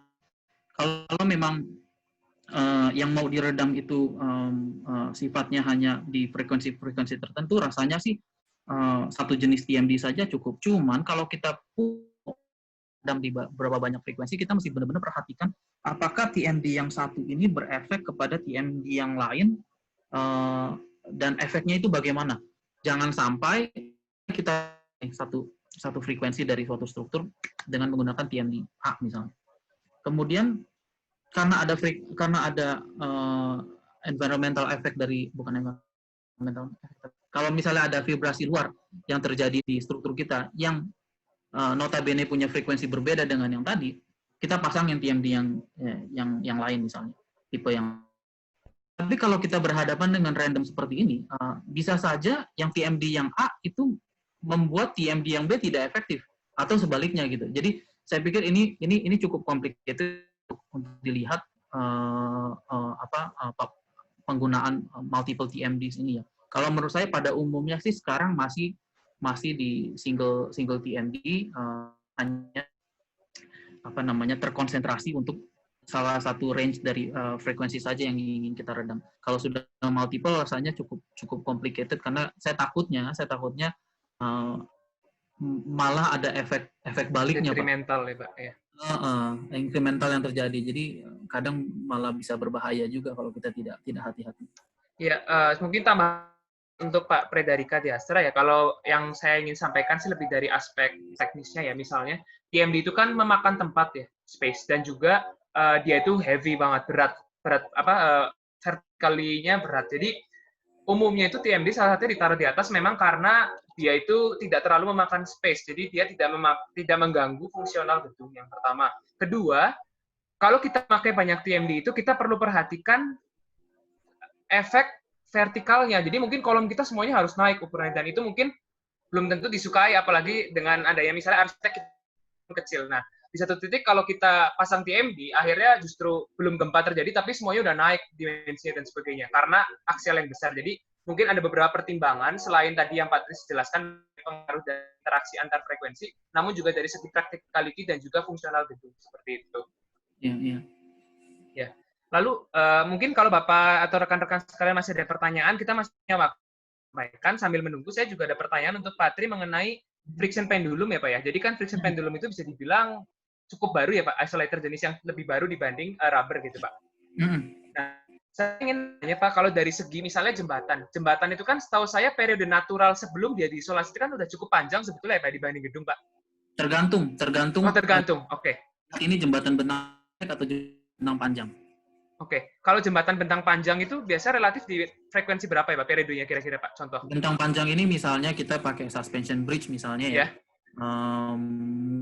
Di 4 sampai 6 sampai 7 detik. Nah, sekitar itu kan ya Pak, 4, 5, 6. Nah, itu kan kalau misalnya kita tinjau dari segi keefektifan base isolation, kalau kita ingin memanjang gitu kan umumnya agak sulit ya Pak, dibanding kalau misalnya kita punya gedung 10 lantai, let's say 1 detik, kita bisa geser 3 kali, rule of thumb misalnya jadi 3 second. Nah, apakah ke depannya untuk jembatan-jembatan bentang panjang kemungkinan lebih fokusnya ke friction pendulum ya Pak? Karena kita bisa lebih adjust kan ya Pak kurvaturnya untuk periode yang lebih panjang gitu, atau gimana dari tanggapan Pak Tri untuk masa depan?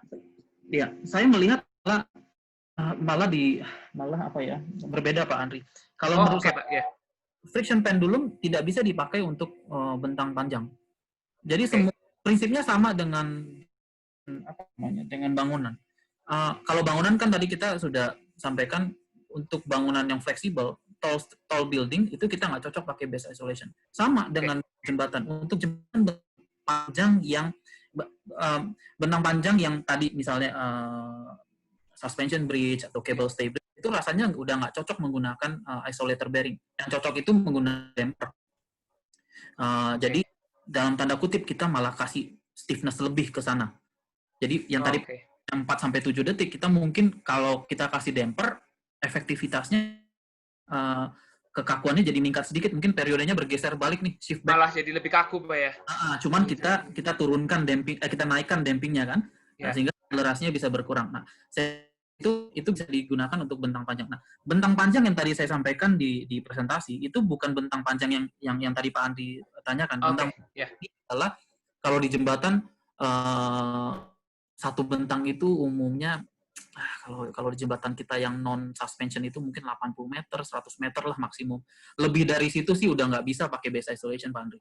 Jadi pendulum bearing sama lead rubber bearing dan any kind of bearing isolator ini fungsinya mirip dengan base isolation di short building.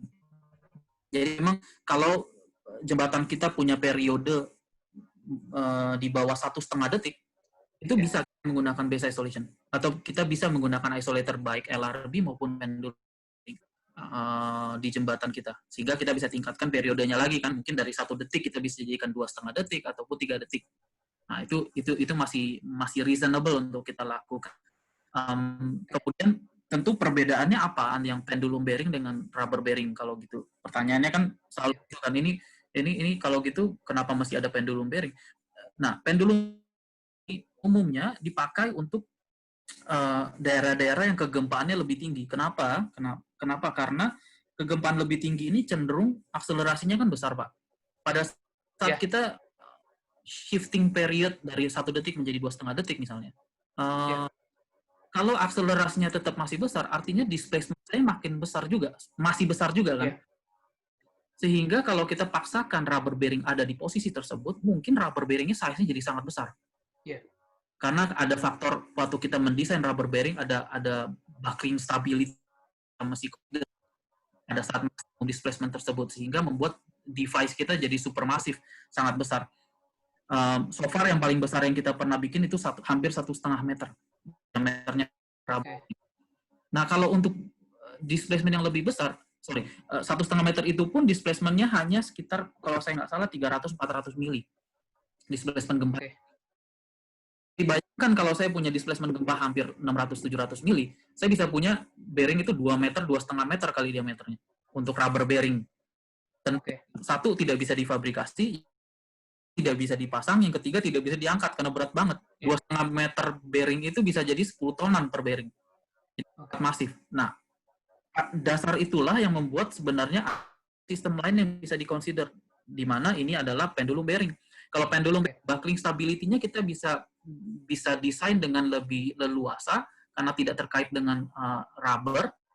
Ini hanya berfungsi seperti ya pada umumnya kita mendesain spherical bearing pada displacement tertentu, dan kita bisa bikin ini double pendulum atau bahkan mungkin di luar sana ada yang pendulum.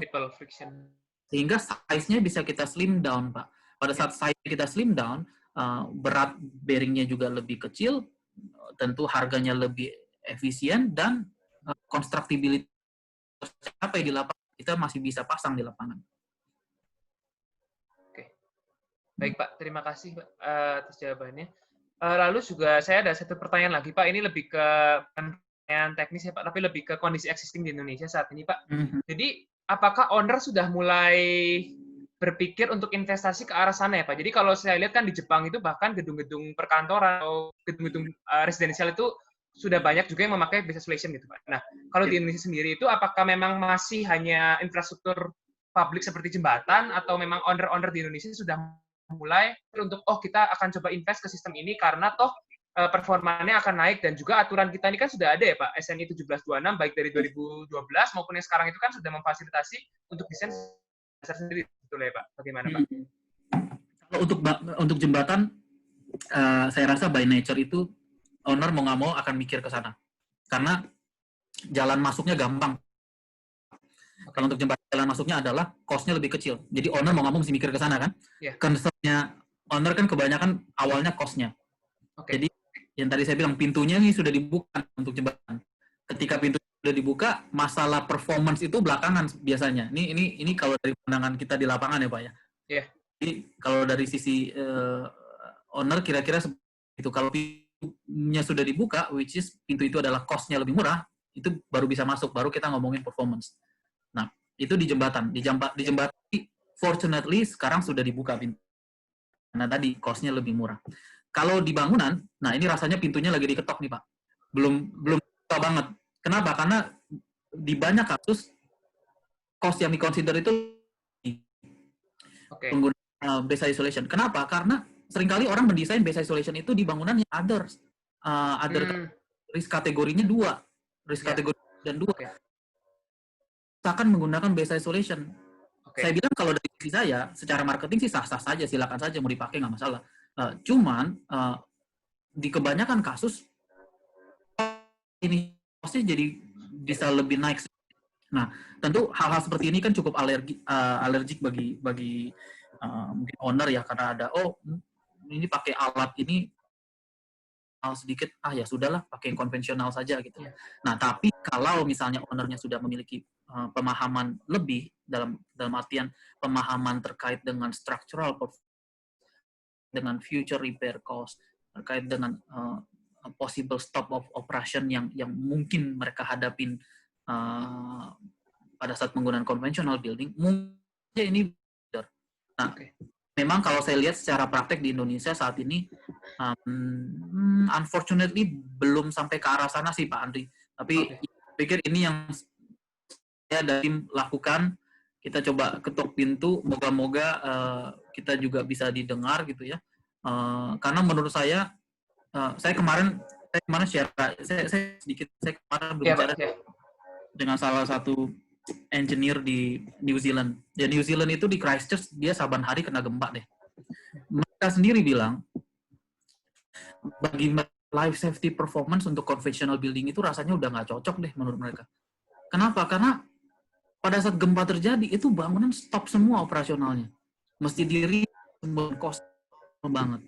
Makanya dia bilang, kalau kita benar-benar mau mendesain bangunan dengan proper, ya kita mesti benar-benar perhitungkan efek yang terjadi kalau mendesain itu hanya di level life safety performance saja pada saat gempa besar terjadi. Karena selain kita memperhitungkan harganya waktu kita bangun jembatan itu, bangun kita mesti dalam tanda kutip punya simpanan juga nih in case kalau misalnya bangunan saya kena gempa besar, life safety performance terjadi misalnya. Lah, performance itu kan damage everywhere. Di semua titik kan, dan saya mesti benerin itu bangunan. Nah, even ya teman saya yang di Christchurch itu juga bicaranya sudah seperti itu, artinya kita masih benar-benar kasih apa ya istilahnya, mungkin wawasan yang lebih luas ke teman-teman owner, artinya mereka tinggal pilih nih sebenarnya performance struktur yang seperti apa. Kalau you performance-nya mau tetap di life safety silahkan, tapi ada konsekuensinya loh. Konsekuensinya ini repair, stop of operation segala macam mesti dikonsider benar-benar. Nah, kalau operasionalnya mau tetap operasional, apa yang mesti dilakukan? Satu, mungkin meningkatkan importansi faktornya misalnya, atau menggunakan performance based design, jangan safety tapi didesain di immediate occupancy, namun konvensional, atau menggunakan base isolation. Ya, mungkin hal-hal seperti ini mesti disampaikan.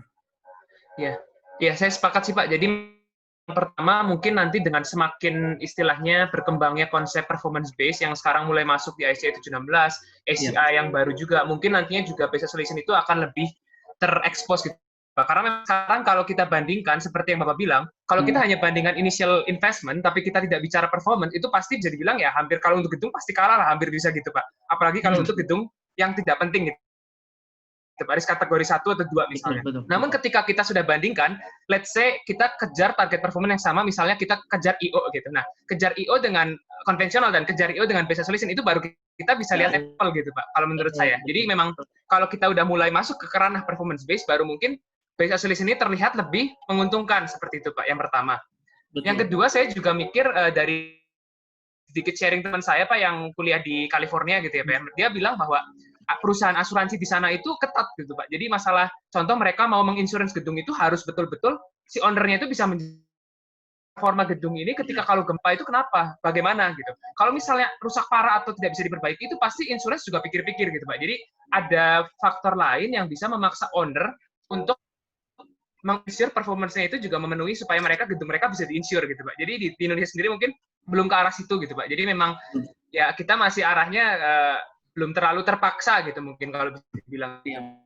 Iya. Salah satu contoh lagi misalnya yang tadi saya sampaikan di Turki, waktu itu datang sendiri waktu pemotongan kolom itu dilakukan. Jadi saya tanya sama teman kita yang di Turki, kenapa ini bangunan hospital di sana bisa banyak banget menggunakan base isolation? Ternyata memang regulasi pemerintahnya mewajibkan seperti itu. Untuk di Turki ini dia ada plottingnya kan. Untuk PG yang saya lupa deh, lebih dari 0,3 atau 0,4 G, dan untuk bangunan hospital yang lebih dari 100 kamar, itu wajib hukumnya menggunakan base isolation. Apapun itu, mau terserah deh, yang penting base isolation. Dan performance-nya harus didesain sesuai dengan operasional level yang diinginkan. Nah, jadi memang ada faktor regulasi pemerintah juga yang mewajibkan, sehingga mereka mau nggak mau dalam tanda kutip sedikit dipecut juga untuk mulai bergerak ke arah sana. Nah, memang ya tadi saya sampaikan di Indonesia ini kita masih belum di arah itu, tapi saya melihat kalau pemerintahan kita melihat efek kegempaan yang terjadi di Palu, contoh ya saya kemarin beberapa foto kita lihat, saya juga ada pekerjaan juga di Palu, itu airport Palu itu pada saat gempa Palu terjadi dia punya apa istilahnya air navigation tower-nya itu roboh. Pada saat itu roboh, ya tentu airport-nya pun juga banyak yang rusak dan tidak bisa beroperasi. pada saat itu tidak bisa beroperasi, bantuan itu kan nggak bisa datang melalui airport tersebut, harus melalui darat. Hal-hal seperti ini yang agak miss. Kenapa? Karena menurut saya, kalau kita pun mau mendesain secara konvensional, kita mesti desain dengan benar dong. Airport, air navigation itu wajib hukumnya ada di operational unit. Pada gempa yang besar terjadi dan masih di bawah gempa desain kita terjadi, kalau struktur itu sudah kolaps, artinya kan something wrong di sana. Detailingnya tidak sesuai, penulangannya tidak sesuai, dimensi kolomnya tidak sesuai, dan lain sebagainya. Nah, ini kan mesti benar-benar konsisten. Jangan di satu sisi kita mau murah, tapi performance-nya mau yang setinggi mungkin, nggak matching gitu, Pak. Nah, ini satu. Kemudian, aduh lupa, tadi saya pengen sampaikan tentang, oh ya, di Chili juga demikian. Di Chili juga, di rumah sakit ini juga, terutama di rumah sakit ya, banyak campur tangan dari pemerintah untuk mewajibkan mereka melakukan studi yang lebih komprehensif. Saya yakin kalaupun tidak menggunakan base isolation, wajib hukumnya mereka menggunakan performance based design yang notabene harus digeser dari life safety ke immediate occupancy lagi gitu. Betul. Oh iya, sorry saya tadi baru terkait dengan insurance yang Bapak tadi sampaikan. Iya, Pak, ya. Saya dan tim di Prancis dan juga salah satu seismic analysis di salah satu perusahaan asuransi itu memang lagi bikin studi, Pak, lagi bikin studi kalau kita menggunakan satu bangunan menggunakan base yang notabene performance buildingnya kita tahu persis ada di titik mana, dan satu lagi kita menggunakan conventional building yang menggunakan life safety performance katakanlah, maka premi asuransi itu bisa jauh berkurang kalau base isolation. Saya pikir ini sangat make sense, dan ini disampaikan oleh seismic risk analysis dari salah satu asuransi company tersebut, dan dia sampaikan ini sangat make sense.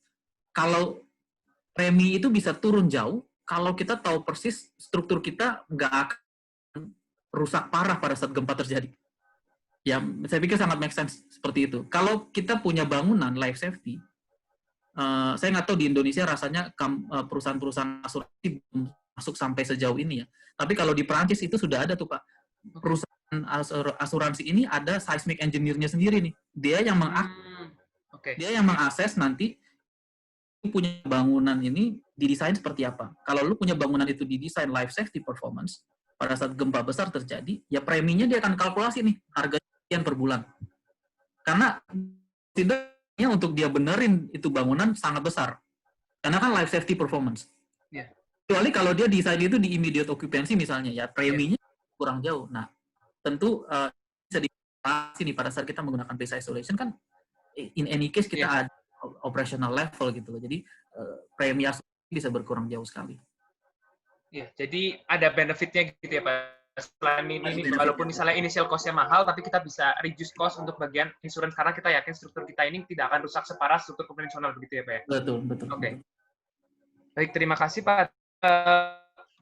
Mungkin apa ada pertanyaan lagi yang Bapak, Ibu, rekan-rekan sekalian ingin tanyakan? Kita masih punya sedikit waktu lagi, sekitar 20 menit maksimum. Kalau bisa langsung ditanyakan di kolom chat, atau mungkin untuk membuat lebih interaktif, saya akan, karena kita masih punya waktu, saya akan izinkan bagi Bapak Ibu mungkin untuk bertanya langsung dengan mikrofon Bapak Ibu. Kalau memang ingin bertanya supaya diskusi kita bisa lebih interaktif, karena kita masih punya waktu juga.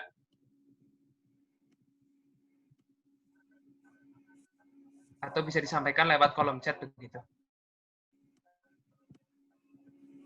Mungkin ini ada pertanyaan lagi, Pak, yang dari Pradarika Diastar, sambil menunggu. Apakah pada prakteknya TMD ini optimasinya menggunakan metode apa ya? Apakah menggunakan fixed point teori ataukah ada cara lain gitu, Pak? Prakteknya di lapangan bagaimana cara istilahnya mencun TMD ini untuk dipakai gitu, Pak? Ya, kita lakukan sih, kita fixed point teori ya. Jadi kita ambil dia frekuensi yang ingin kita redam itu ada di titik mana, dan dari sisi struktur vibration mode-nya yang mana yang ingin kita redam. Dan kita fokuskan saja di sana. Terus kita pasang TMD-nya untuk meredam vibration mode tersebut. Yang kita fine tuning ini, masanya saya tingkatkan berapa, kekakuannya saya jadikan berapa, konstanta dampingnya saya tingkatkan berapa. Nah, ini saya pikir metode yang kita biasa lakukan cukup simpel seperti itu karena memang ya terus di dunia maupun di Indonesia masih cukup terbatas ya Pak ya, masih cukup terbatas. Tapi, apa namanya, bentuk aplikasinya juga tidak terlalu banyak seperti base isolation. Kalau saya mau bilang dari 1000 project mungkin CMD cuma 2 atau 3 project saja gitu. Oke. Saya juga ingin bertanya sedikit Pak masalah seismic joint itu ya Pak. Jadi seberapa penting sih, seberapa krusial sih Pak role seismic joint itu untuk misalnya jembatan yang sudah memakai sistem isolasi misalnya, apa begitu pentingnya atau bagaimana gitu Pak, kalau dari Bapak tanggapannya? Kalau dari saya jelas sangat penting. Dan itu sering kali dilupakan.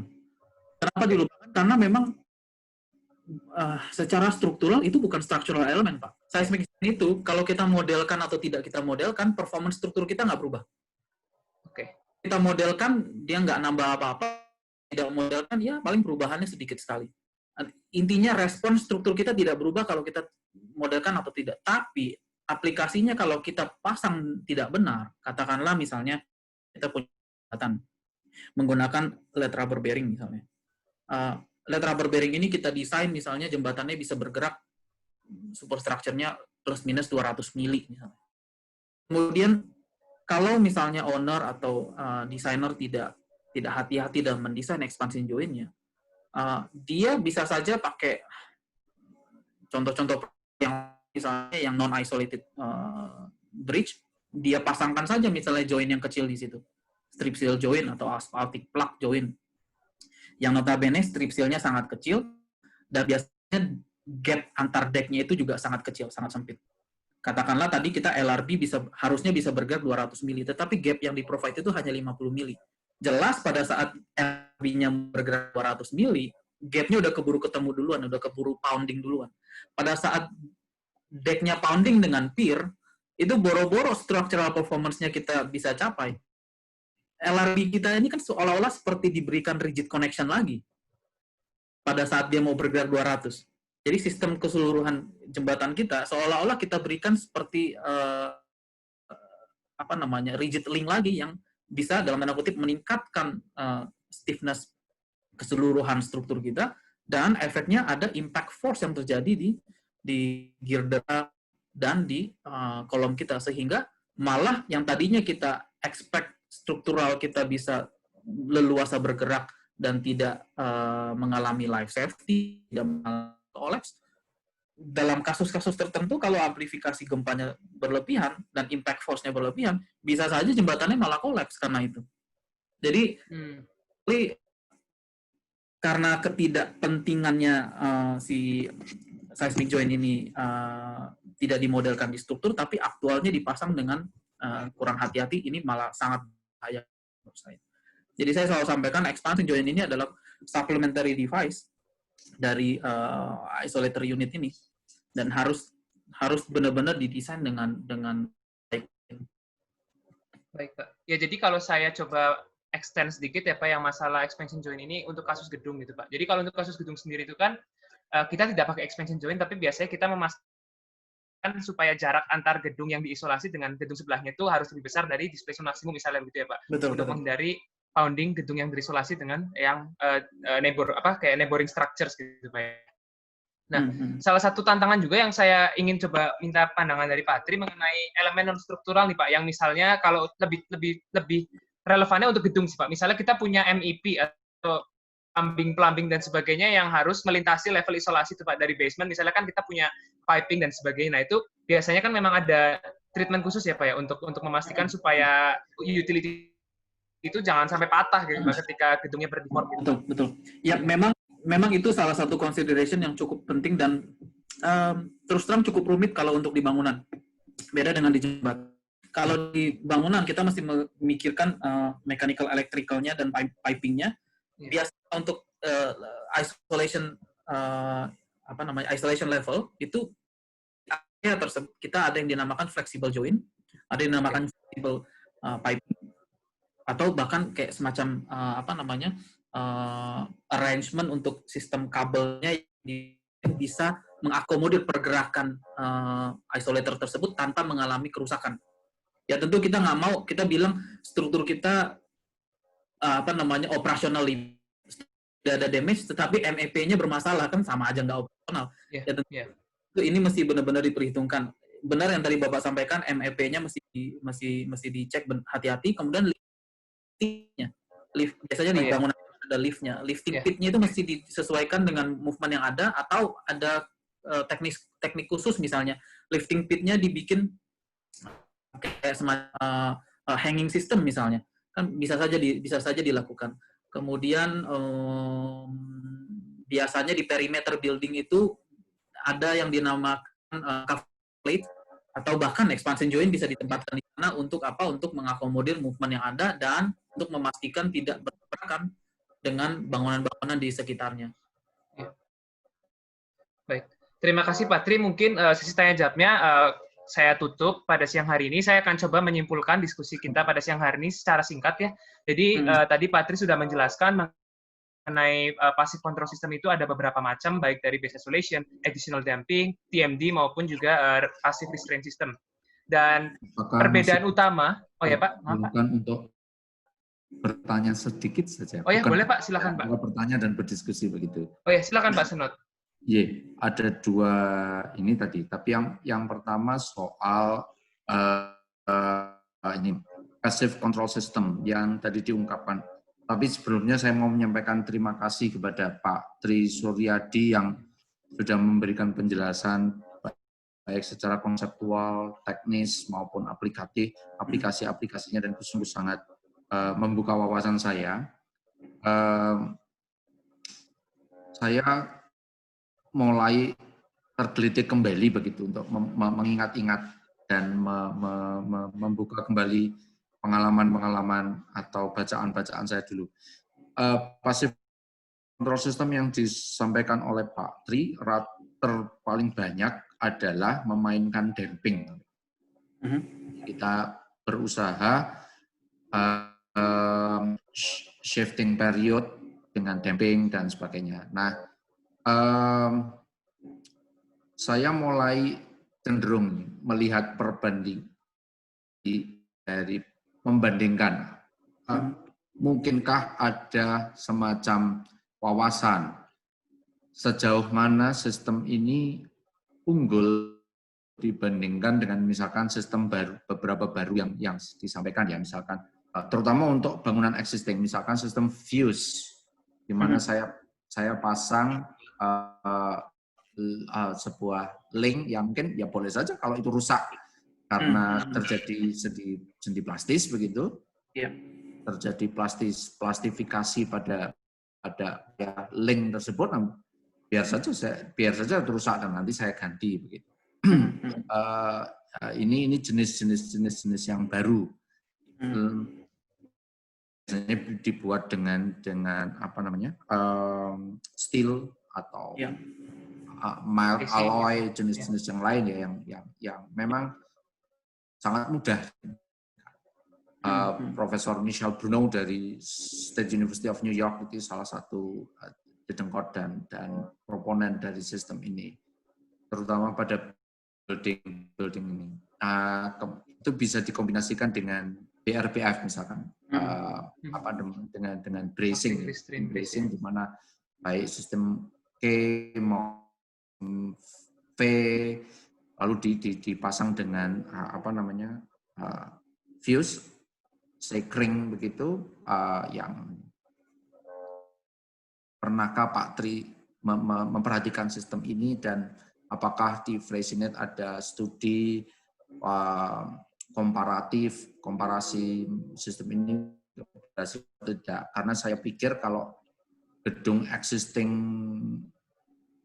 tall buildings itu kan rasa-rasanya dengan isolation itu, terutama juga sama dengan jembatan bentang panjang, nggak terlalu banyak efek kalau kita memainkan dampingnya gitu. Dulu studi saya tentang jembatan bentang panjang, kalau kita main dengan damping ya nggak terlalu berpengaruh. Yang paling besar adalah mempermainkan kekuatan.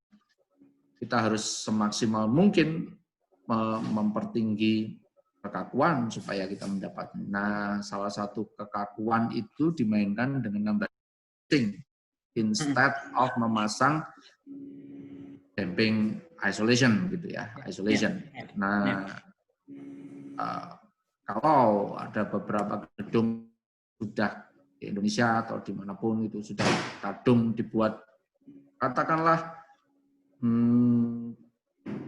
di atas 20 lantai sudah terlanjur dan tidak mungkin, nggak sulit itu memainkan seismic isolation dengan damping, LRB, PDFS dan seterusnya tadi.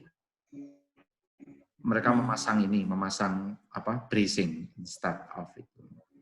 Kira-kira ada nggak studi atau ya kita diskusi saja wawasan seperti apa. Saya tidak berpretensi bahwa saya akhir-akhir ini tidak hanya ingin memahami dari segi retrofitting lebih punya potensi untuk kira-kira itu yang saya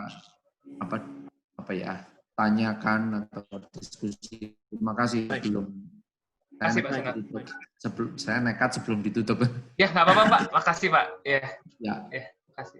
Silakan Pak Tri untuk menanggapi. Ya, baik. Terima kasih untuk diskusinya. Saya pikir sangat baik untuk kita bisa diskusikan bersama.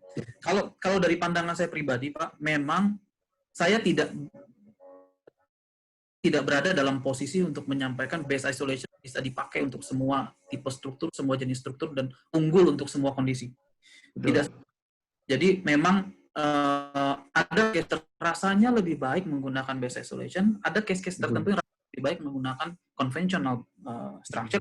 Ada yang mungkin lebih baik menggunakan misalnya link element yang tadi sampaikan. Cuman memang dari ketiga hal ini ataupun dengan sistem-sistem yang lain ada keunggulan kelemahannya. Misalnya kalau menggunakan passive control device, semua passive control device itu sifatnya maintenance free dan tidak perlu di replace after earthquake.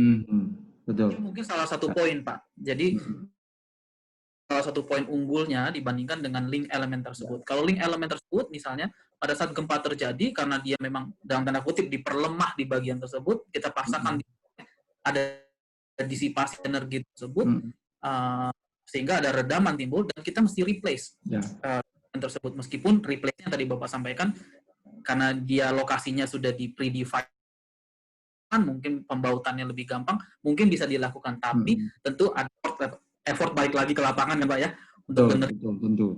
Ini salah satu pembedaannya. Yang kedua, dengan konvensional, saya tidak pernah menentang dengan yang namanya ductility faktor tinggi, di sendiri. Menurut saya sangat baik. Efek disiplin energi yang ditimbulkan oleh plastik hinge di beam misalnya, itu kalau itu dampingnya sangat tinggi Pak, sangat bagus dia punya history. Iya, betul. Nah, cuma kalau menurut saya perbedaannya adalah gini, kalau kita menggunakan conventional building dengan memanfaatkan plastik hinges di beam, di semua beam, artinya kita menggantungkan harapan kita pada sesuatu yang abstrak di lapangan. Tidak kita eksperimen di laboratorium. Kenapa? Meskipun sebelum eksperimen di laboratorium baru ketahuan ini tulangannya masih kayak gimana dan lain sebagainya, kita masih perhatikan nih, di lapangan ini orang-orang yang masang itu seperti apa, Pak? Ya kan? Tentu ada masalah dengan construction yang dilakukan. Apakah jarak sengkangan kita yang dihitung di gambar, yang tertera di gambar, atau enggak pada saat orang tersebut bangun, atau tulangannya benar atau enggak? Karena semua plastik hinge mekanisme ini kan sangat bergantung dengan detailing ini, Pak. Ya. Nah, sementara di satu sisi, kalau kita menggunakan base isolation, di samping tidak perlu ada repair dan lain sebagainya, hampir di semua kasus project, base isolation unit sama sebelum dia pasang di lapangan itu dites di laboratorium untuk kita lihat performanya bagaimana, histerianya bagaimana. Jadi kita persis nih pada saat barang ini kita pasang di lapangan, ini di formnya seperti apa. Nah, bedanya dengan yang tadi, kita dari sisi desainer, kita desain, kita lakukan pemodelan, kita tentukan hysteresis curve-nya katakanlah seperti ini pada saat plastic hinge terbentuk. Kemudian kita terjemahkan itu menjadi gambar. Ya kan? Tulangannya sekangan sekian, mutu bajanya sekian, betonnya sekian, jaraknya sekian, dan lain sebagainya. Lalu ini diterjemahkan oleh lapangan lagi nih, Pak. Nah, orang lapangan ini benar bisa menerjemahkan 100% apa yang kita mau, itu juga menjadi salah satu pertanyaan. Nah, ini saya lihat ini ada salah satu poin juga yang bisa disampaikan bahwa kalau base isolation itu performance-nya benar-benar kita bisa saksikan, kita bisa visualisasikan dengan baik dari awal dan ketika dipasang di lapangan. Kalau misalnya yang conventional building itu kita memang pre-design di ranah desain, kemudian kita cetak gambar dan kita gantungkan harapan kita ke yang membangun ini. Moga-moga aja nih bangunnya benar-benar ya, tentu kita di Indonesia itu masalah terbesar ada disparitas antara apa yang digambar di atas kertas dan apa yang kemudian dikonstruksi di lapangan itu sudah ya sering kali kita temui ya, terutama juga karena detailing yang tidak dieksekusi dengan akurat. Gitu.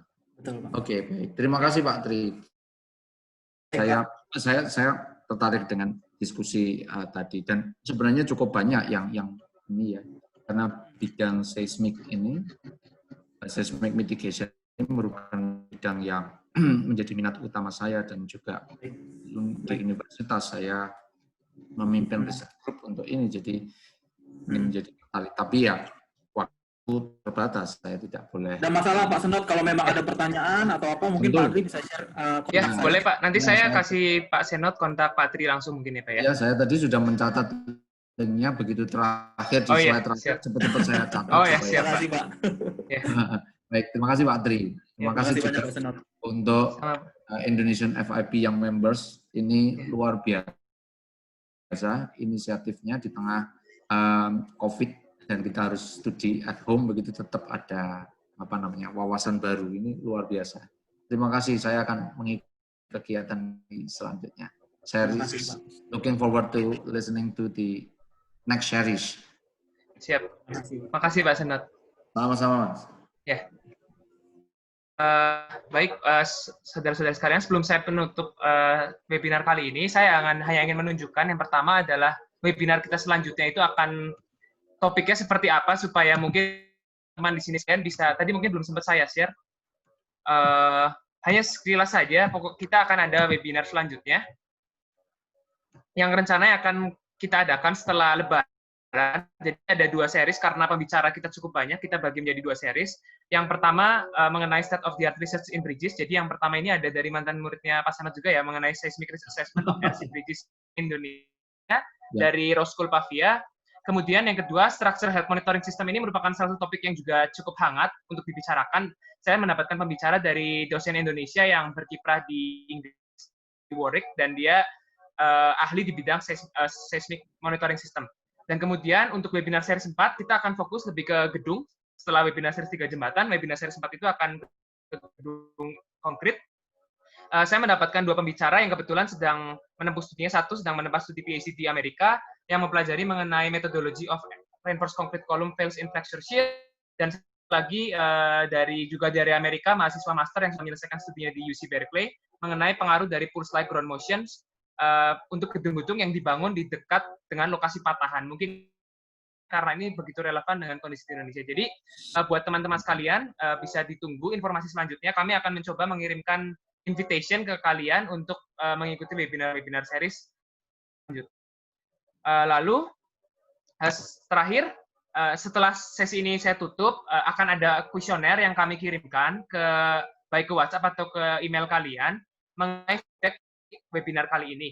Jadi silahkan kalian isi di survei tersebut, kiranya itu juga bisa menjadi input buat kami untuk bisa mengimprove lagi kualitas dari webinar selanjutnya, dan juga mungkin kalau ada masukan baik dari segi materi, dari segi pembicara, atau dari segi apapun bisa disampaikan supaya kita bisa evaluasi dan juga improve. Sekian, saya tutup webinar siang hari ini. Saya ucapkan terima kasih atas waktunya dan sampai jumpa di webinar selanjutnya. Salam sejahtera, selamat siang. Ya, terima kasih. HP.